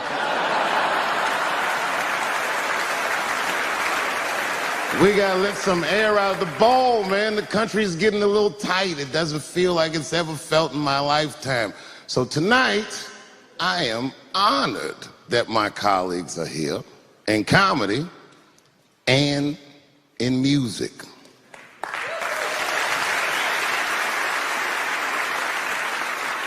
And I want everyone in America right now to look at me. Look at me smoking indoors. I didn't ask anybody, I just did it. What are they gonna do? Kick me out before I get the prize? No, nigga, this is called leverage.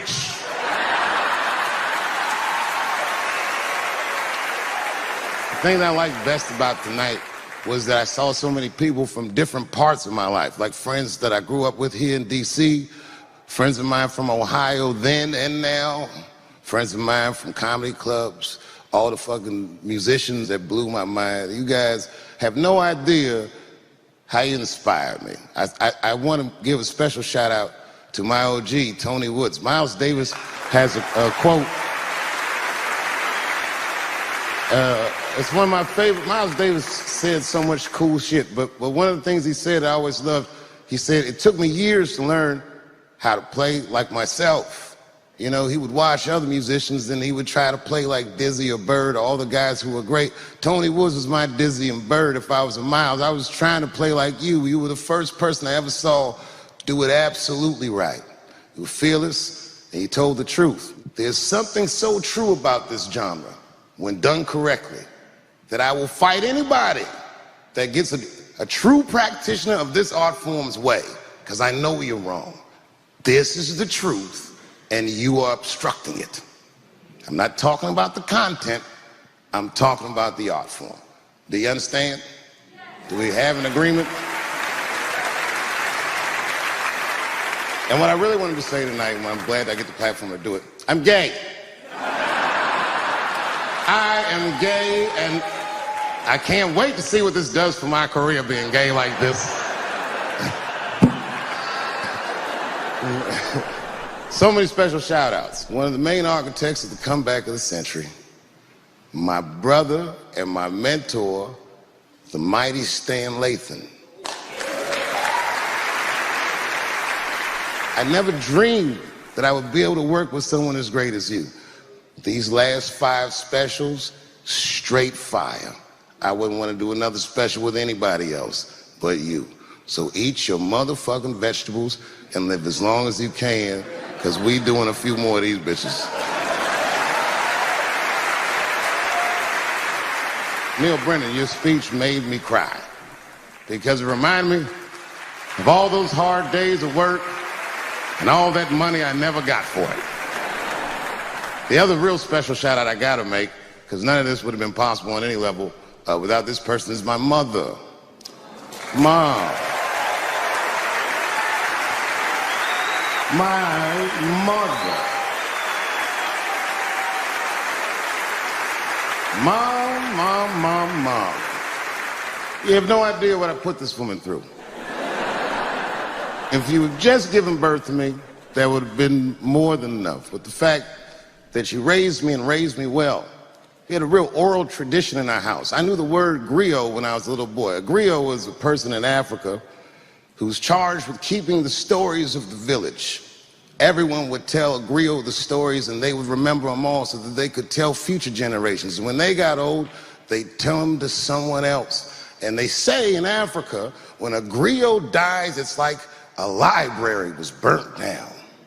And my mother used to tell me, before I ever thought about doing comedy, she said, you should be a griot. And she'd fill me with every story of black life. You know, she's educated in African American studies, and she would let me understand the context that I was being raised in. That I'm being raised in a hostile environment that I have to tame. By the time I was 14 years old, I was in nightclubs, mastering an adult world. It was terrifying. The crack epidemic was going on, and my mother would hear gunshots outside and be scared to death. Maybe it's my son. But early in my career, if you remember, Mom, you used to sit in the club with me. She'd do a full day of work. You'd be back there falling asleep, just waiting for me to go on. She would watch my show every night. Do you know how long that car ride is home?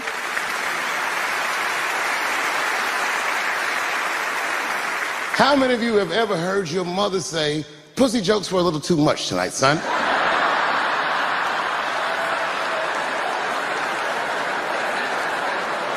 I was a soft kid. I was sensitive, I'd cry easy, and I would be scared to fist fight. And my mother used to tell me this thing, I don't even know if you remember, but you said this to me more than once. You said, son, sometimes you have to be a lion so you can be the lamb you really are. I talk this shit like a lion. I'm not afraid of any of you. When it comes word to word, I will gab with the best of them, just so I can chill and be me. And that's why I love my art form, because I understand every practitioner of it. Whether I agree with them or not, I know where they're coming from. They want to be heard. They got something to say. There's something they notice. They just want to be understood. Love this genre. It saved my life. So tonight, Mom, I would like to honor you in a very special way that I cannot do on my own. But because now I'm a man with great and influential friends, I'd like to ask my man Thundercat to come out on the stage. Thundercat, the mighty Most Def. Washington, D.C., thank you very much for giving me a home and a place to start. Today is officially Dave Chappelle Day in Washington, D.C. The mayor declared it last night.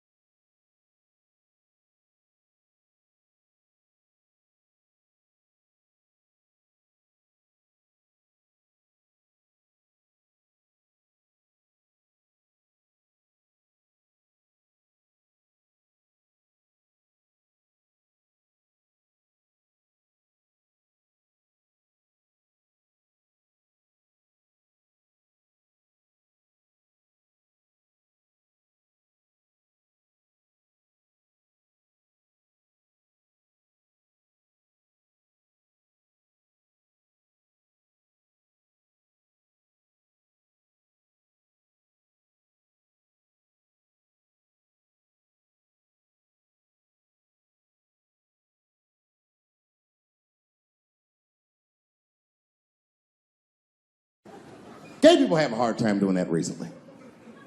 Here we go. Here comes the deep water. No, recently I've noticed that. I noticed it with that Manny Pacquiao controversy. Yeah, no, it was now in the gay community's defense, Manny Pacquiao said some outlandish shit about gay people.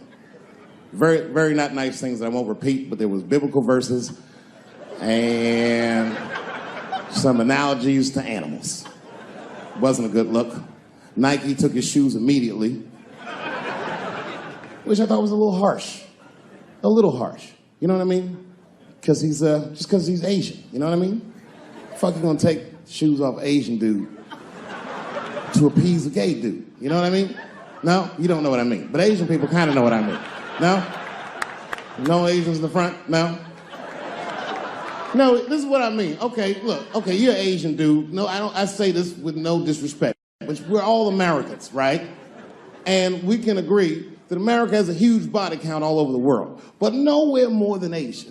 Literally, if you look at history, recently, we have bombed the masculinity out of an entire continent. We dropped 2 atomic bombs on fucking Japan, and they've been drawing Hello Kitty and shit ever since. There's a lot of lady boys in the wake of our bombs. And I know these things because my wife is Asian. She's Filipino. All right, well, okay, so that explains it. Now you know why you see me at all those Filipino events. I'm not there picking up pussy, I'm dropping some off.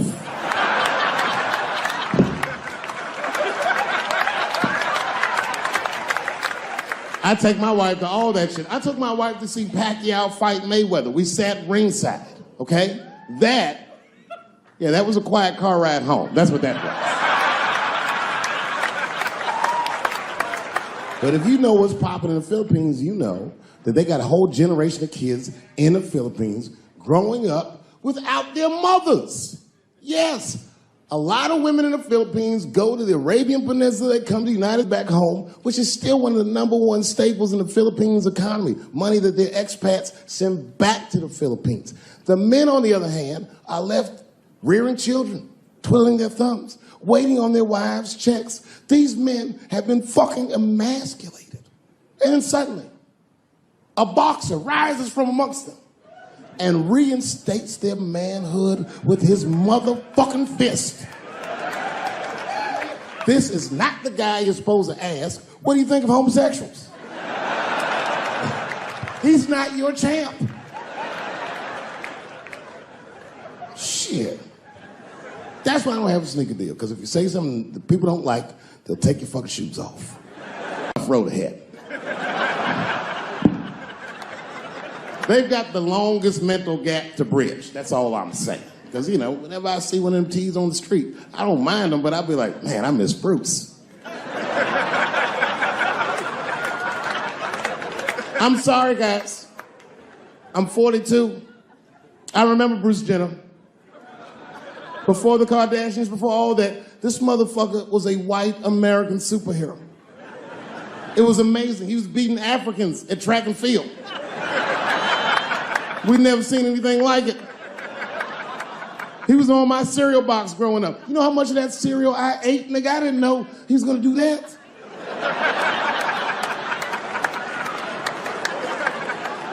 I knew before you guys knew.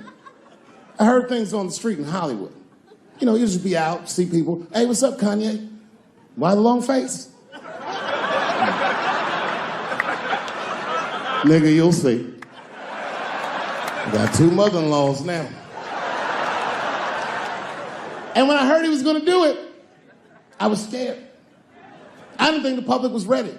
I didn't think the media was ready. And you know what? I was wrong. Never seen anything like it. Welcome to the world, Caitlin. So long, Bruce.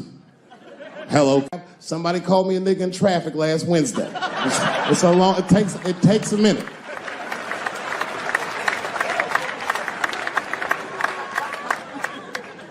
My wife's friend, Stuart, told me that. My wife has a lot of gay friends. Stuart's their leader. She has a lot of gay friends. And I don't like them.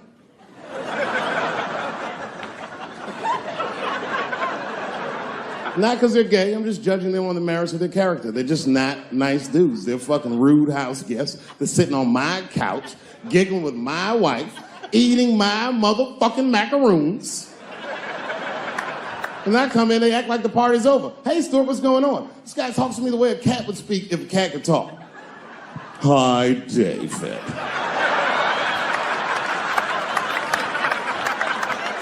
Stuart, what's all the beef, man? What's going... He always wants to have some kind of gay political argument. The last one was about a petition in federal court to take the words husband and wife out of the law. I said, well, why would you want those words out the law? He said, because it discriminates against same-sex couples. I was like, niggas, please save me the semantics. Just trust me, take your chips and get the fuck out of the casino. You're by the side, talk that over amongst yourselves, and whichever one of you is gayer, that's the wife.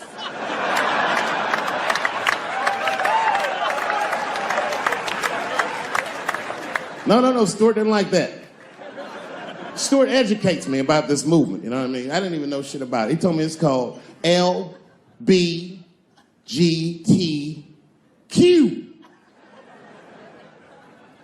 I was like, what the fuck is the Q? Does that even make sense, Q? Turns out Q is like the vowels. That shit is sometimes Y. It's for gay dudes that don't really know they're gay. You know what I mean? Like prison fags who are like, well, I'm not gay, nigga. I'm just sucking these dicks to pass the time. I'm not G, I'm Q. Ugh.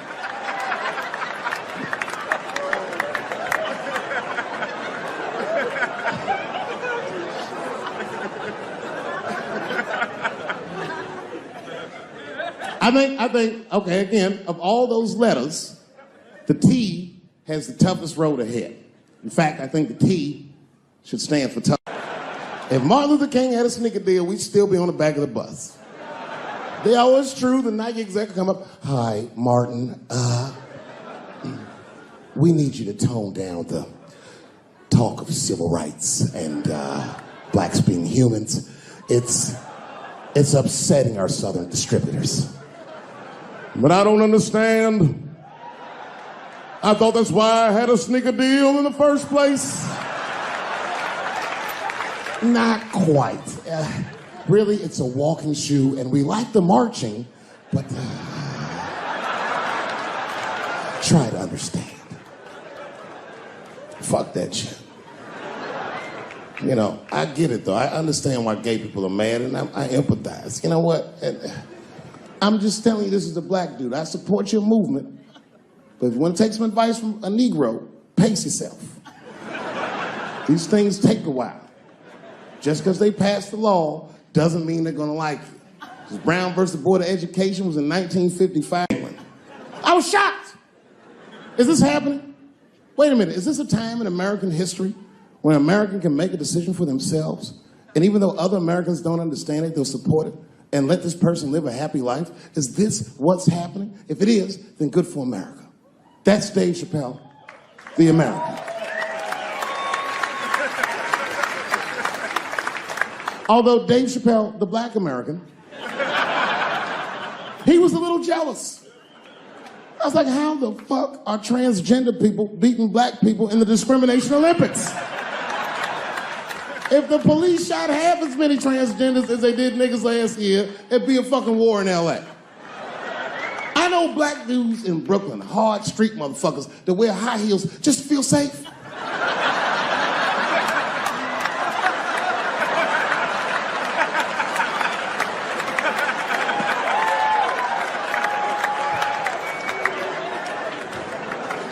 Transgenders are gangsters.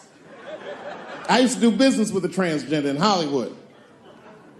Man, everybody would be scared of her in the boardroom. She'd walk in there, newly minted woman, high heels, purse. Shit.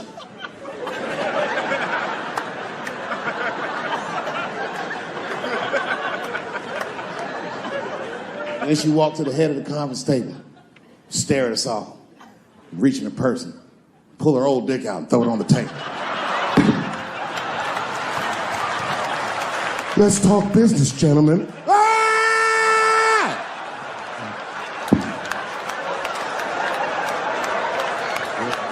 Shit is scary as fuck.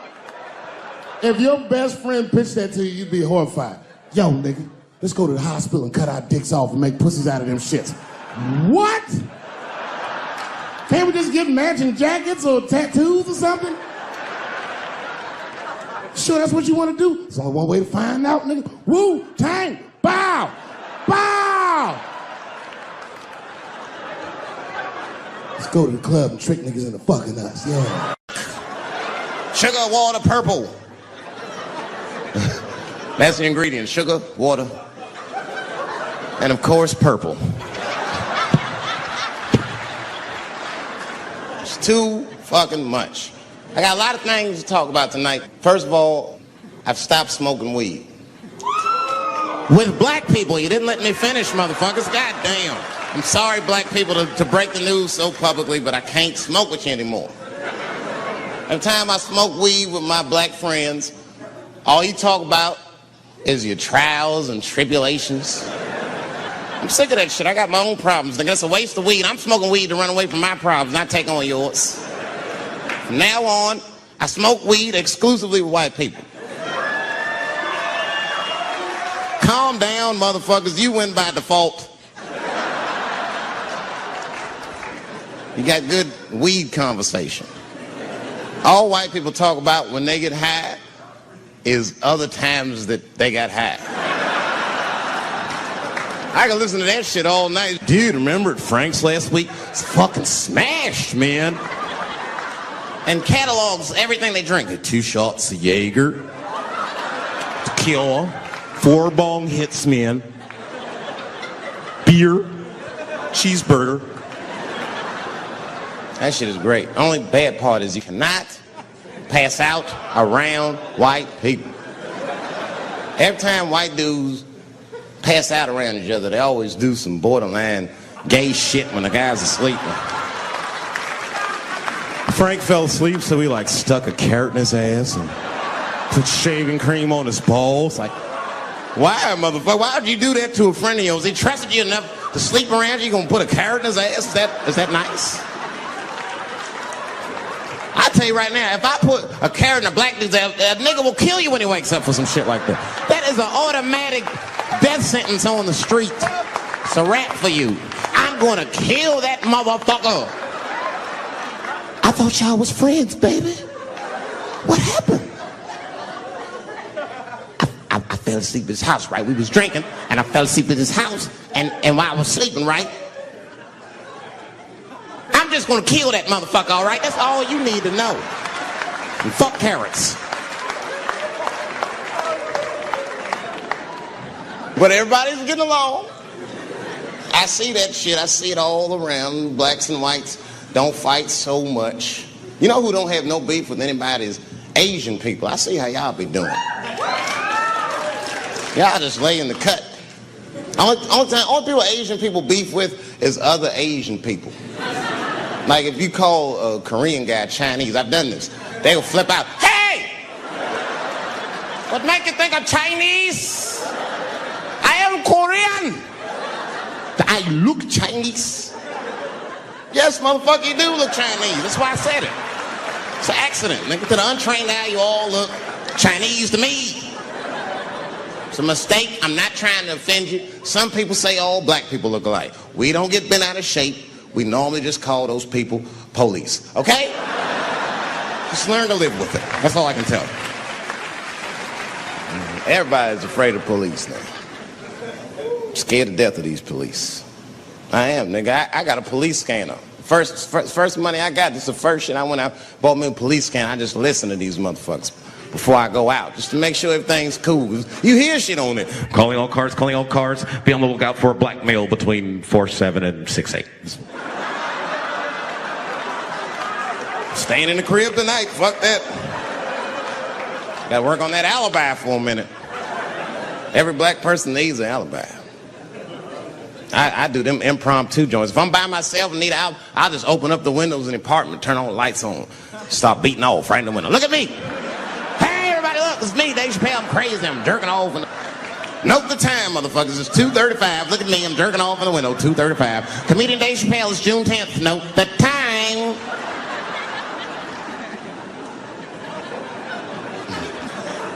That shit could save my life.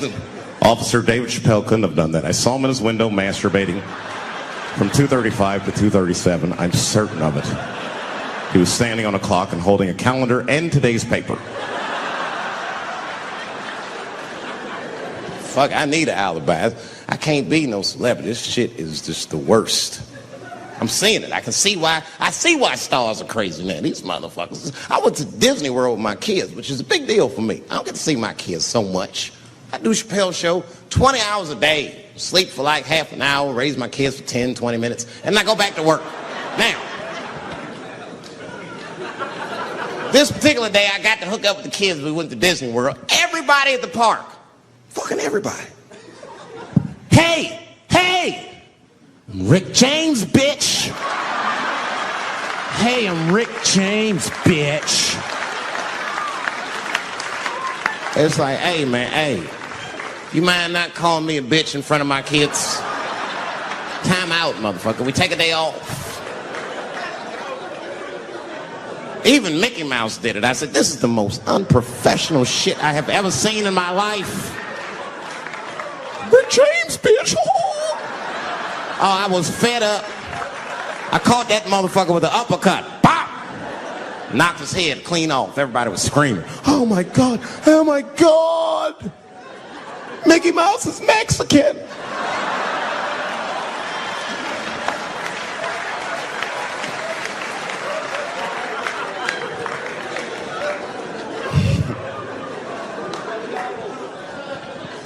I had a terrible time in Disney World. Disney World is like a whole nother country anyway. They got their own currency. That shit is ridiculous. As soon as I check in the hotels, welcome to Disney World, Mr. Chappelle. Can we interest you in some Disney dollars? Nah, man, I'm cool. You can't buy weed and pussy with Disney dollars. Like, I'm on vacation. I like them greenbacks. You know what I'm saying? It's the kind of money people spend. People is very particular about that. I saw that. That was one of the main stories from the war. It was the first big thing we did was they said, now that Iraq has been liberated, we have managed to take Saddam Hussein's face off of the money.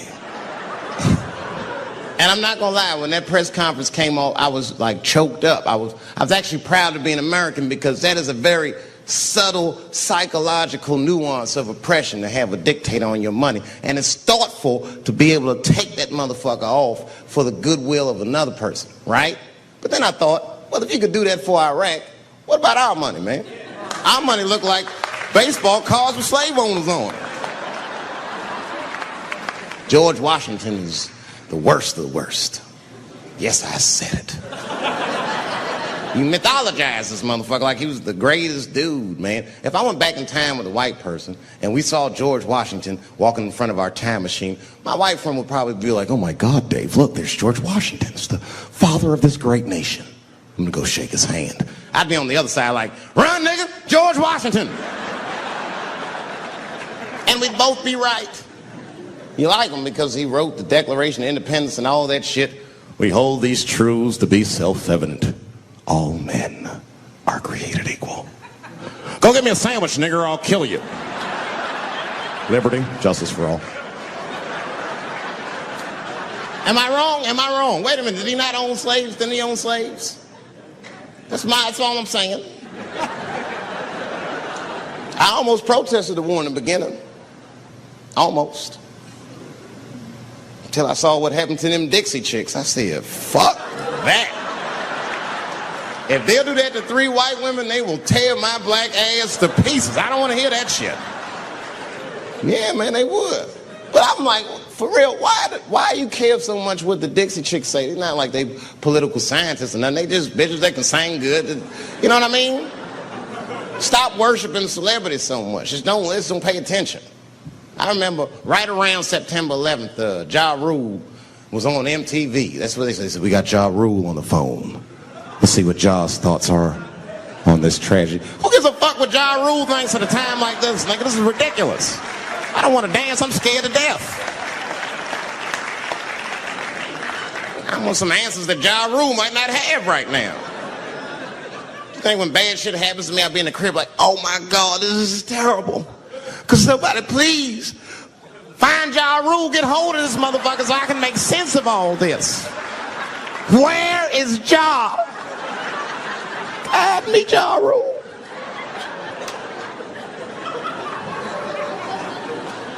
I don't even know why people listen to me. I'll say anything, nigga. I've done commercials for Coke and Pepsi. I don't give a fuck what comes out of my mouth. I just say what it takes. Whatever it takes, that's what I'm saying. If you want to know the truth, can't even taste the difference. Surprise! All I know was Pepsi paid me most recently, so tastes better.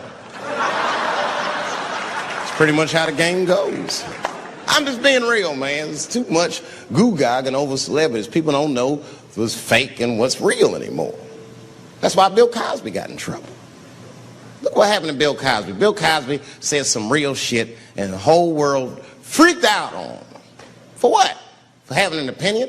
Just because he was selling pudding pops for the last 40 years, people forget that he's a nigga from Philly in the projects, and he might say some real shit from time to time. It's not that big of a deal. I spoke at my old high school, and I told them kids straight up, if you guys are serious about making it out of this ghetto, you got to focus. You got to stop blaming white people for your problems. And you've got to learn how to rap or play basketball or something, nigga. You're trapped. You are trapped. Either do that or sell crack. That's your only options. That's the only way I've ever seen it work.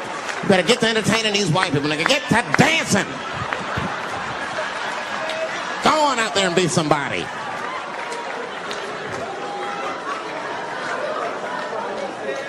I just hope they listened.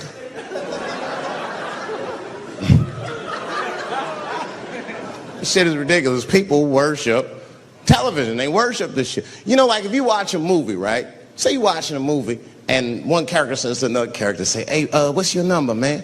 What's the other character always say? 555, 5555. You know why we got to do that? Because stupid ass people go to the movies and then go home and try to call the characters that they just saw. Hello, is Indiana Jones here? No, motherfucker, he's fake. It's not his number. And to be honest, this is the worst time in history to be a black celebrity. Fuck, they locking all our stars up. It's hot right now for black celebrities. I knew it was bad when Kobe got in trouble. I said, this is a wrap for us. He's one of the most wholesome dudes we had. They locked him up, everything. And Kobe kept it together. Thank God he held his game together, because if he was cracking under pressure and getting like 6 points a game, the whole LA would have been like, that nigger is guilty. Kobe was playing his ass off. He was playing like his freedom depended on that shit. You see this motherfucker in them games, this nigga's trying to beat that case on the court. That nigga,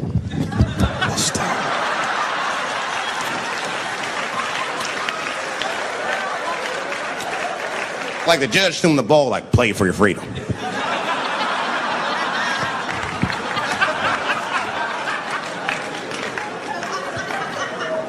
If I could talk to Kobe, I'd be like, just relax, you'll be fine, man. Because the public is still giving Kobe the benefit of the doubt. He's one of the few black celebrities that get that. Not because he's a celebrity, more because, you know, the girl showed up with 8 different semens to the investigation. You can't do that. That's 7 too many. That's a lot of semen, man. This bitch got Noah's Ark in her panties. Like, what, you trying to recreate humanity or something? She's a collector. She got every unsolved mystery. The answer might be in this girl's paint. That's the first place I look. OJ's other glove is in there. Bigfoot's footprint. 3 CSI reruns is in that motherfucker. We got the most diabolical draws ever. Fuck being a celebrity. This is not the time to be a black star. They locking all our stars up. Black celebrities, this is a witch hunt for us, man. God damn it. It's all OJ's fault. Ever since OJ got away, white people have just been locking up our stars one by one. It's true. And it's not even OJ's fault. It's our fault. We celebrated too openly when OJ got acquitted. We should have been quiet about that shit. As soon as it's not guilty, niggas just dancing. Oh, in your face, nigga, in your face. It hurts, don't it? It hurts. burns, doesn't it, nigga? Ooh, that justice system burns, doesn't it? Welcome to my world, motherfucker, all that shit. White people wanted OJ's ass bad. City of LA spent over $12 million just trying that motherfucker. And the look on white people's face when he was acquitted, priceless. Priceless.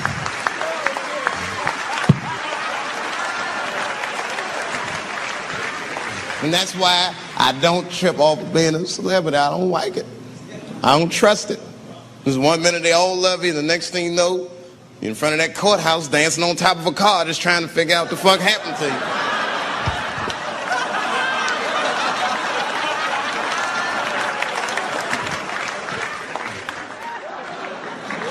That's what I'm waiting for, because the timing of this Michael Jackson shit is what makes me doubt it. Every time there's wars going out of control, or the economy gets bad, or something is wrong with the world at large, it's always these moments in history that Michael Jackson will coincidentally jerk off a kid. This is getting a little ridiculous. Like, are you planning this shit? Do you have meetings? Michael, thank you for coming. As you know, Michael, the war has not been going as well as we expected. There's been a lot of hiccups, and the public is asking us a lot of questions, of course. And, well, Michael, there's no nice way to say this, and all I know how to do is be direct, so let me just be direct. We're going to need you to jerk off another child, Mike. I'm sorry. I am sorry. But it would really help out. Or maybe he did it. Who knows? Who knows? That's the thing. That's what I wanted to say. Who knows? Who the fuck knows? Mike, God, and this little boy know. That's about it. That's about it. The only reason that I can even talk about this shit is because everybody is speculating. They all think he did it. And I don't think he did it. I'm alone in this. I don't think he did it. I'm not going to say I don't think he did it. That's too strong.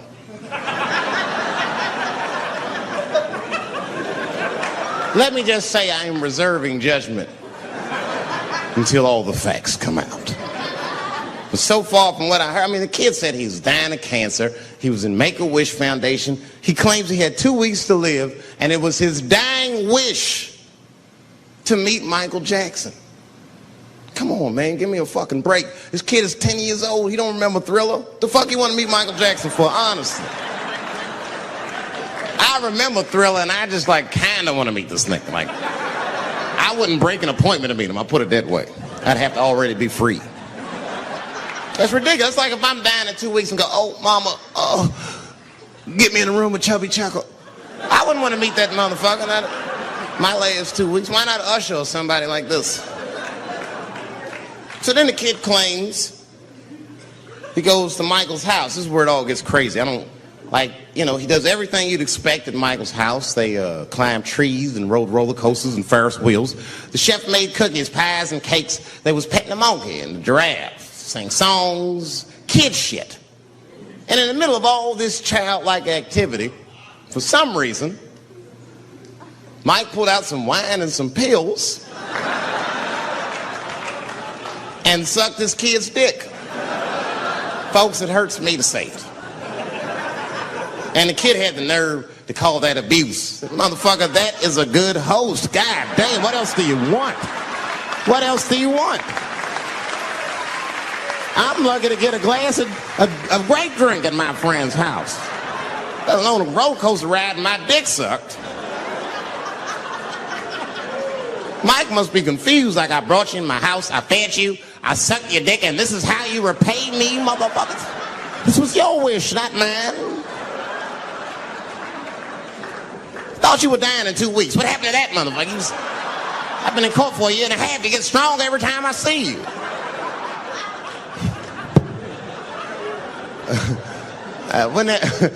This is fucked up. I shouldn't even say this fuck. Wouldn't it be some ironic shit if they found out through this case that the cure for cancer was Michael Jackson sucking your dick somehow?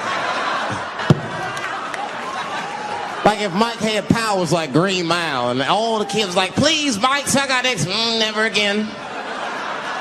He didn't appreciate it. Can we at least study your saliva? Please, Mike.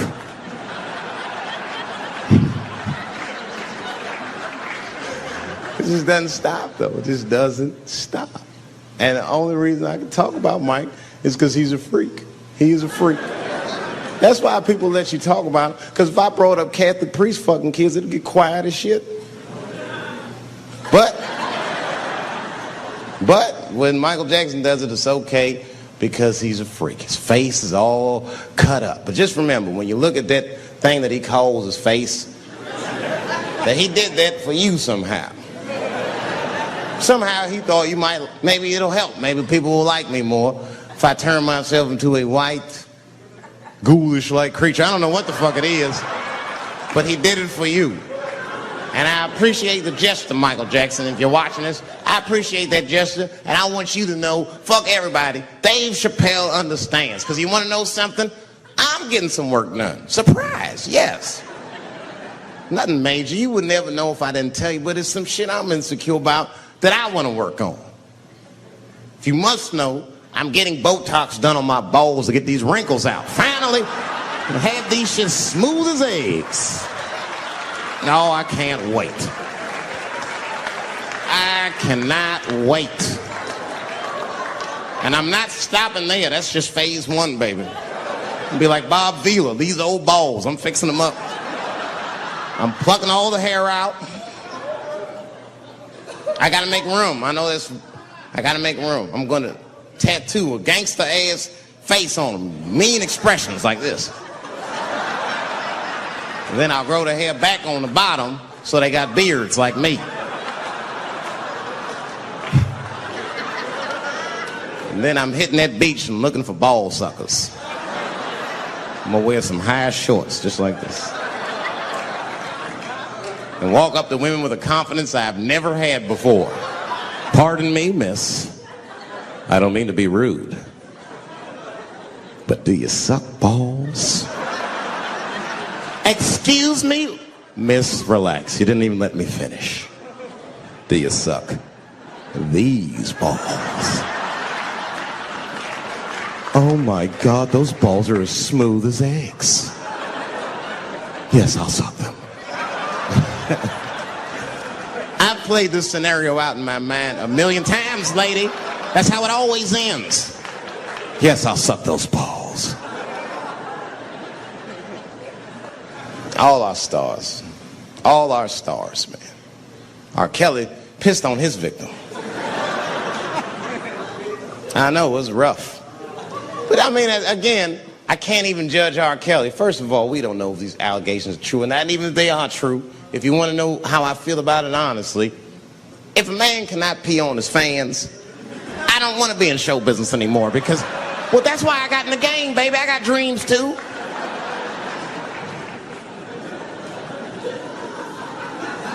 You guys are confusing the issue. While you guys are busy worrying about if R. Kelly even peed on this girl or not, you're not asking yourself the real question that America needs to decide once and for all. And that question is, how old is 15 really? No, that's a good question. That's a good question. I'm not saying that a person is as smart as they're going to be at 15. That's not what I'm saying, man. But I am saying 15 to me is old enough to decide whether or not you want to be pissed on. I mean, that's me. If you can't make a decision like that by the time you're 15, then just give up, motherfucker, because life is way harder than that. I make tougher decisions all the time. If you don't want to get pissed on, just get the fuck out of the way. It's not even a decision. If I start peeing on the front row, they're not going to have to calculate and think, oh, how do I feel about this? Am I okay with it? They just move. You can do that at 15. I could have. I've been 15. When I was 15, I was doing stand-up in nightclubs. I smoked reefer from time to time. Friends were selling crack. I was trying to finger fuck people. I knew what was happening around me to some degree.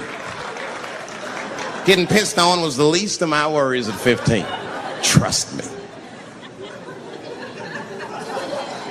But it keeps coming up. There's a lot of confusion around that age. Anytime 15 comes up, people freak out. Like when that girl, Elizabeth Smart, got kidnapped. Right?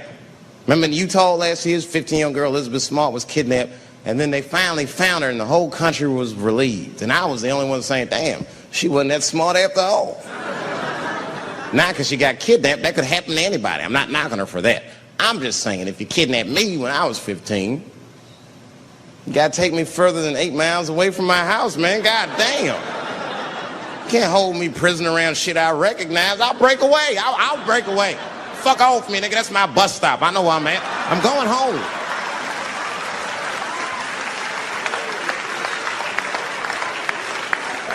She was missing for 6 months, 8 miles away from my house. That's 2 exits, man. That's nothing. And while she was missing, during this half a year that this girl is missing, there's a 7-year-old black girl gets kidnapped in Philadelphia. Nobody knows her name. They might have talked about it 2 or 3 times on the news, but she should have been the top story. Because she chewed through the ropes and had both of these motherfuckers in jail in 45 minutes flat. 7 years old. I'm not making this up. These 2 crackheads kidnapped her and took her back to the crack house and tied her up. And then they left her. They're crackheads. They gotta make moves. Crack, smoke, chocolate to eat. These motherfuckers made moves. They was out. But as soon as they left, this little girl got the nib on. She was kidnapped at 4 o'clock and at home watching herself on the news at 5:30. That shit is crazy. That's a news story. That is a news story. Now, meanwhile, in Utah, 15-year-old Elizabeth Smart's captors left her alone too. And they didn't even tie her up because they're hillbillies. They just bounced. Don't try to escape, bitch, or we'll kill you. Be right back. They leave. And she's 15 sitting in the house by herself. How am I going to get out of this? Come on, Elizabeth, think. Think, Elizabeth, how am I going to get out of here? Why don't you just open the fucking door and go outside? Have you thought about that? Do you have a quarter? Do you know your phone number? You're 15, bitch, run. Stop thinking and stop making moves. I know I sound mean, and I know what the people are thinking when I'm saying this. Dave, she is only 15. All right, but that's the discrepancy, because when you talk about a little girl like Elizabeth Smart, then the country feels like 15 is so young and so innocent. On the flip side, here comes 15 again. Now we're talking about a 15-year-old black kid in Florida. This black kid accidentally killed his neighbor when he was practicing wrestling moves that he saw on TV. Now, was he a kid? No. They gave him life. They always try our 15-year-olds as adults. This nigger knew what he was doing. It's a goddamn pile driver. This kid gets on the ropes, there's no stopping him. You'd have to send the Rock to arrest him. And they gave a 15-year-old boy life in jail. If you think that it's okay to give him life in jail, then it should be legal to pee on him. That's all I'm saying. You got to make up your mind across the board how old 15 actually is. That's all I'm saying. So I'm going to tell you right now, if somebody comes in here and puts a gun in my head and says, Chappelle, you got a choice to make. You're either going to jail for a month or we'll let you go, but you got to let R. Kelly pee on you. I'm not hesitating. Bring in R. Kelly and tell him to stay away from my ass. I'd rather get pissed on the outside than fucking the butt on the inside, son. I can't go to jail with some smooth Botox balls and think everything's going to be all right. It's not that kind of place. Take my chance with that piss. Piss will wash off with a 10-minute shower, I'm certain of it. This piss coming right out. What can I do? They're going to put me in jail. Society's changing rapidly. Can't smoke indoors. What the fuck is that all about? I got kicked out of titty bar for smoking.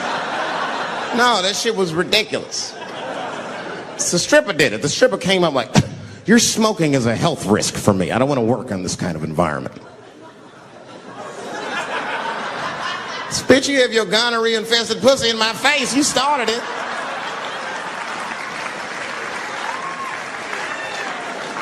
And they threw me out.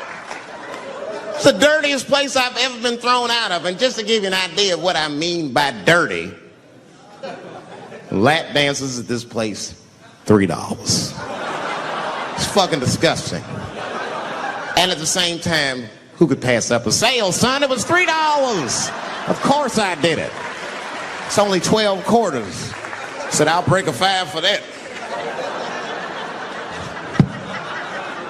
I I've never seen somebody work this hard for $3. This lady must have been a throwback to the Great Depression. She was all over me. It's the first time I ever told a stripper to get off of me. All right.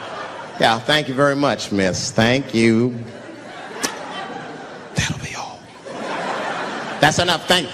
Hey! Hey, get off of me! Whatever happened to lipstick on the collar, lady? I have a shit streak on the middle of my shirt. How the fuck am I gonna explain this when I get home? Huh? Oh no, baby, me and Bob were playing basketball and Bob dunked on me, was hanging on the rim and his pants fell down. I was checking him close, I think he's swinging and his butt cheeks might have, his butt cheeks I think caught my shirt. I don't know why I was playing ball in my dress shirt. I just was, it was midnight, I don't know, what the fuck? Just let me think, that's when you know a guy's lying if he say shit like that. Hold on, just let me think. We made him say that to you. Hold on, just let me think for a minute. Can I think?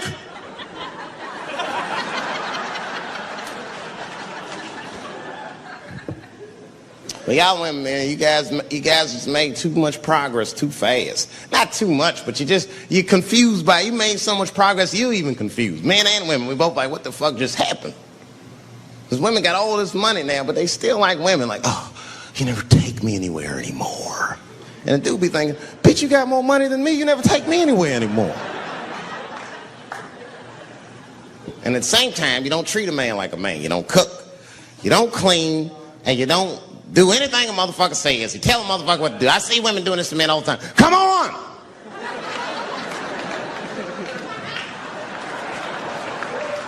No man wants that shit.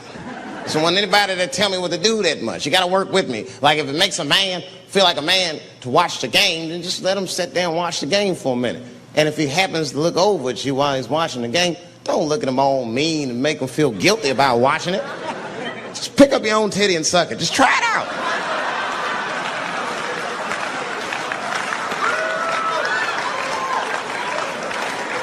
He will instantly remember why he fell in love. Oh, that's right. Forgot my girl sucks her own titties from time to time. I can't walk away from that. It's too hard to find. You see, that took 20 seconds. You still can be as busy as you want. Just suck your own titty and everything's cool. Well, how about this? If you're making love to your man, you're already making love, might as well spice it up, right? How about this? I personally like it. I like it when a girl tells me where to come. Don't like it when a girl tells me when to come. I hate that shit. Don't come yet. Oh, bitch, all these rules.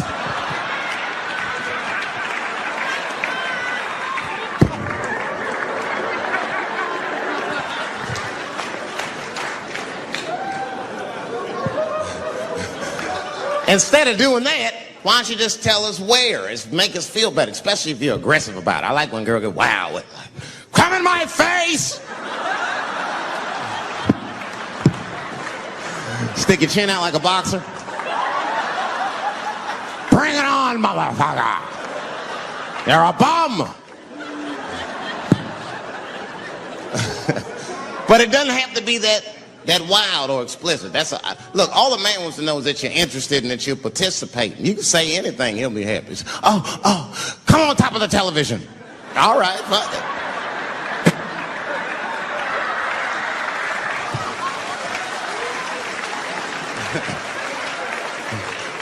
The weirder the place, the better. Oh, come in my fishbowl. Damn, the fishbowl.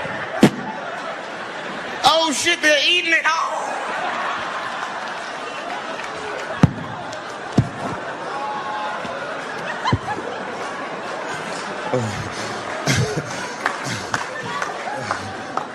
Fish love it when I come over. Oh, it's that guy. We're having chicken tonight.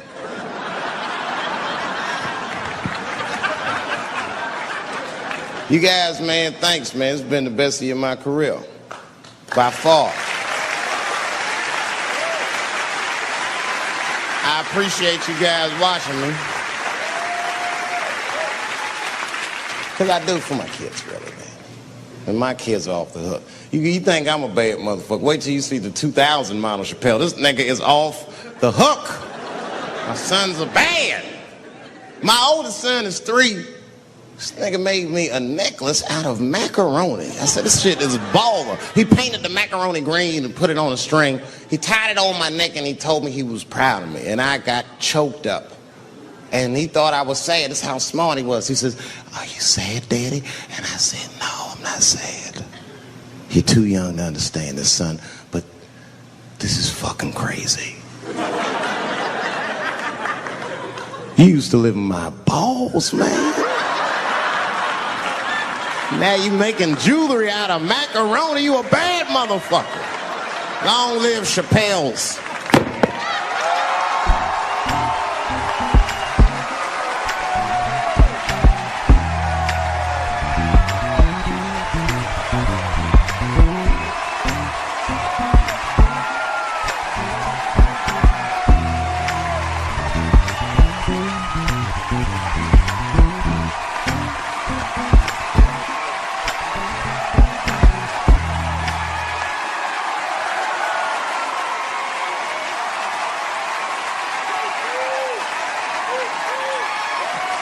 Oh, shit.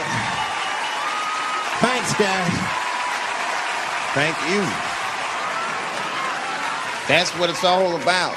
Everybody usually wants to be famous so they can rock nice jewelry and all that shit. Nigga, I already got a macaroni necklace. I got valuable shit. I got valuable shit.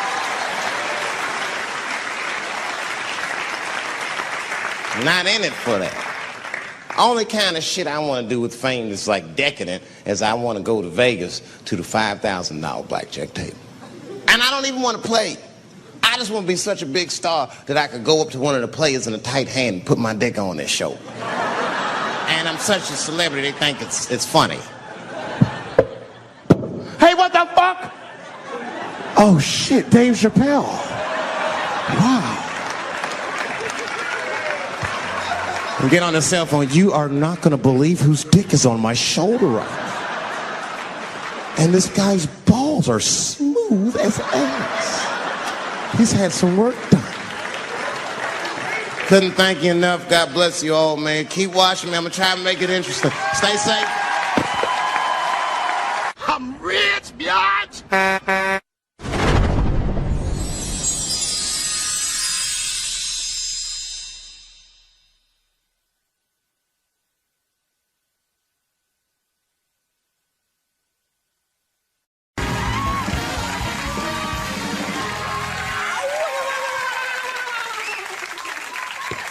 All right, everybody, we are back. My first guest is the star of the Comedy Central series Chappelle's Show. This Saturday, you can see him in his Showtime special, Dave Chappelle, For What It's Worth. Please welcome, hottest guy out there right now, Dave Chappelle.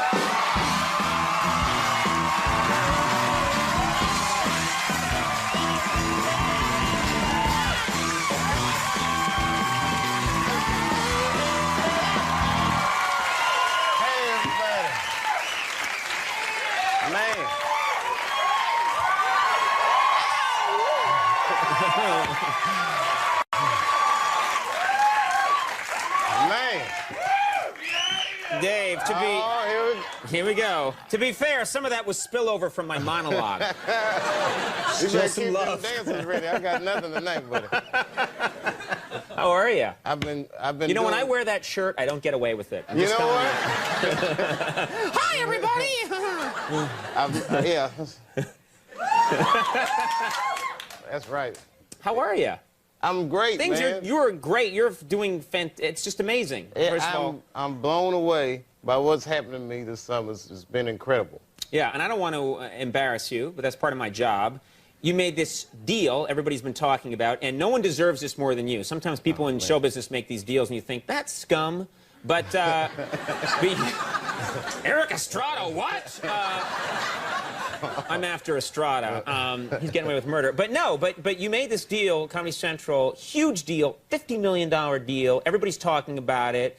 What are you going to do with that money? How has this changed your life? Nothing's changed, man. I spent $100 grand on leather pants.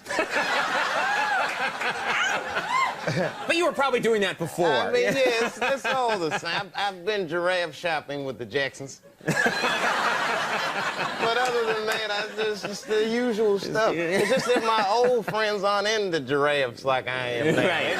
They can't keep up with me. They can't keep up with you. It's just a difference. What about offers to do movies? You know, I mean, I know you've done movie work before, but now you're this hot, the phone's got to be ringing off the hook. Yeah, it's funny, because before I wasn't getting any movie offers, and now I get a lot of offers for, like, bad movies. Like those Planet of the Apes type roles. What? You saw that movie Planet of the Apes with Mark Wahlberg. The remake, yeah. Well, yeah, they're both racist to me, man. Like, the first one was like, you know, just get your damn dirty ape hands off me. I'm like, oh, come on, what are you really talking about? Or like, and then I see the new one, I'm thinking, this is a more progressive time, this will not be as racist. And then they had the apes was setting the dinner. Yeah, I'm not even making this up, they was eating watermelon. I was like, oh, come on, man. So the apes was eating watermelon. And then, like, later on in the movie, they're running from the apes and, like, running in the water because the apes can't swim. Which is like, oh, word. But see, these apes can talk, but they can't swim. And then at the end, it's like, when I seen the ape smoking a Newport, I just got up and... Yeah, you're right. That's not good. That's another thing that's changed since I made all this money. I stopped smoking menthol. There you go. I didn't stop smoking, but I don't smoke anything that they market to black people. Really? That's where the poison is, as far as I'm concerned. I can't make it that easy, baby. I keep them confused. I'll smoke stuff like Virginia Slims. I look at the box like, nobody's gonna hurt this white woman. Give me 2 packs of Virginia Slims. It's not right. Smoking is bad, everybody. Kids, if you're watching, don't smoke. But it's pretty funny to talk about. Yeah. Now, I don't want to pry, but I'm going to take a shot at this. Who are you going to vote for in this election? You know, it's funny. I was really into Kerry. Then when I got all this money, now Bush is looking a little better now that I got this money. I'm torn. It changes. I mean, I'm black, yet I'm rich now, so I just go, oh, the feelings I have inside, I don't know. Oh, what are you gonna do? Which one of these white people gonna take care of me? You gonna be in that voting booth with your Virginia Slims, thinking about it. In my leather pants and ascot. Giraffe's gonna lean in. Hurry up! Let's go. Now, are you going to be a charitable person now? Is this going to, and maybe you were before, but do you think you're going to try and help the people around you? Well, since I've joined the Republican Party, no, I'm not. That's good. They'll take care of themselves. Nah, man, I'm pretty charitable. There was, matter of fact, there was a guy that used to live in front, and he wasn't even, I shouldn't say lived, he was homeless, obviously homeless. He used to stand in front of my apartment. And one night I was coming home from shooting late, and I saw him, it was cold out, he's shivering. So I just gave him $20, which is something I didn't think about. Just get something to eat, man, whatever. And he was so grateful. I'll never forget. He was just like, thank you, brother. This means a lot. I'll never forget you. And people say that all the time. This guy never forgot. As a matter of fact, he came to my house every day after that, knocking on the door. He's like, come on, man, I just need some money. I could get something to eat. And he's shivering. I'm like, come on, dog, it's July, for real. What you want? He's like, I'm hungry, please. So he's hungry. I'm not going to turn away a hungry person. And I'm like, well, what are you trying to eat? He's like, what? A burger. I need a burger. But I'm like, I need more information. Do you want cheese on it? Do you want fries? Different burgers cost different amounts, right? I need to know how much money to give. He's like, I want some crack, okay? I want some crack. Maybe some fries, too, but mostly crack. You were wasting the guy's time. He had business to do. I felt bad. But then I'd see him, and I'd try to, like, encourage him, like, when I'm coming out. Like, you can beat that crack. And I guess that's, like, an annoying thing to say to a crack addict, because he's just like, all right. Easier said than done. Thank you very much for that encouraging word. Until you mentioned it, it never occurred to me. Now, I can't believe this, but you were invited to go to the Republican convention. That's true? Well, no, kind of. What happened was I was doing that Anderson Cooper show. Right. So Anderson was tied up at the convention. He's like, can we come interview you on the floor at the Republican convention, which is too much attention for me. I mean, any black dude that walks in there is going to have a million cameras on. If Bigfoot walked in at the same time, they'd be like, Bigfoot's so Dave Chappelle! At the... Bigfoot is taking a seat with the Colorado delegation. And Dave Chappelle's a black person at the convention. Now, how are your, and again, this is about your life, but I know you got 2 boys. Yeah, man. These Did guys... you act like I just reminded you. Yeah. No, man. Oh, yeah. Those guys, man. I hope y'all are watching. Y'all should be asleep. But, how are they? How are they doing? They're great. My oldest son just finished his first year of school. If you want to call it school, I mean, he's like 4. So I don't even know what they're learning. I went to one of, you know, those parent-teacher conferences, which I was nervous, because if they say anything less than he's incredible, then I'll get mad.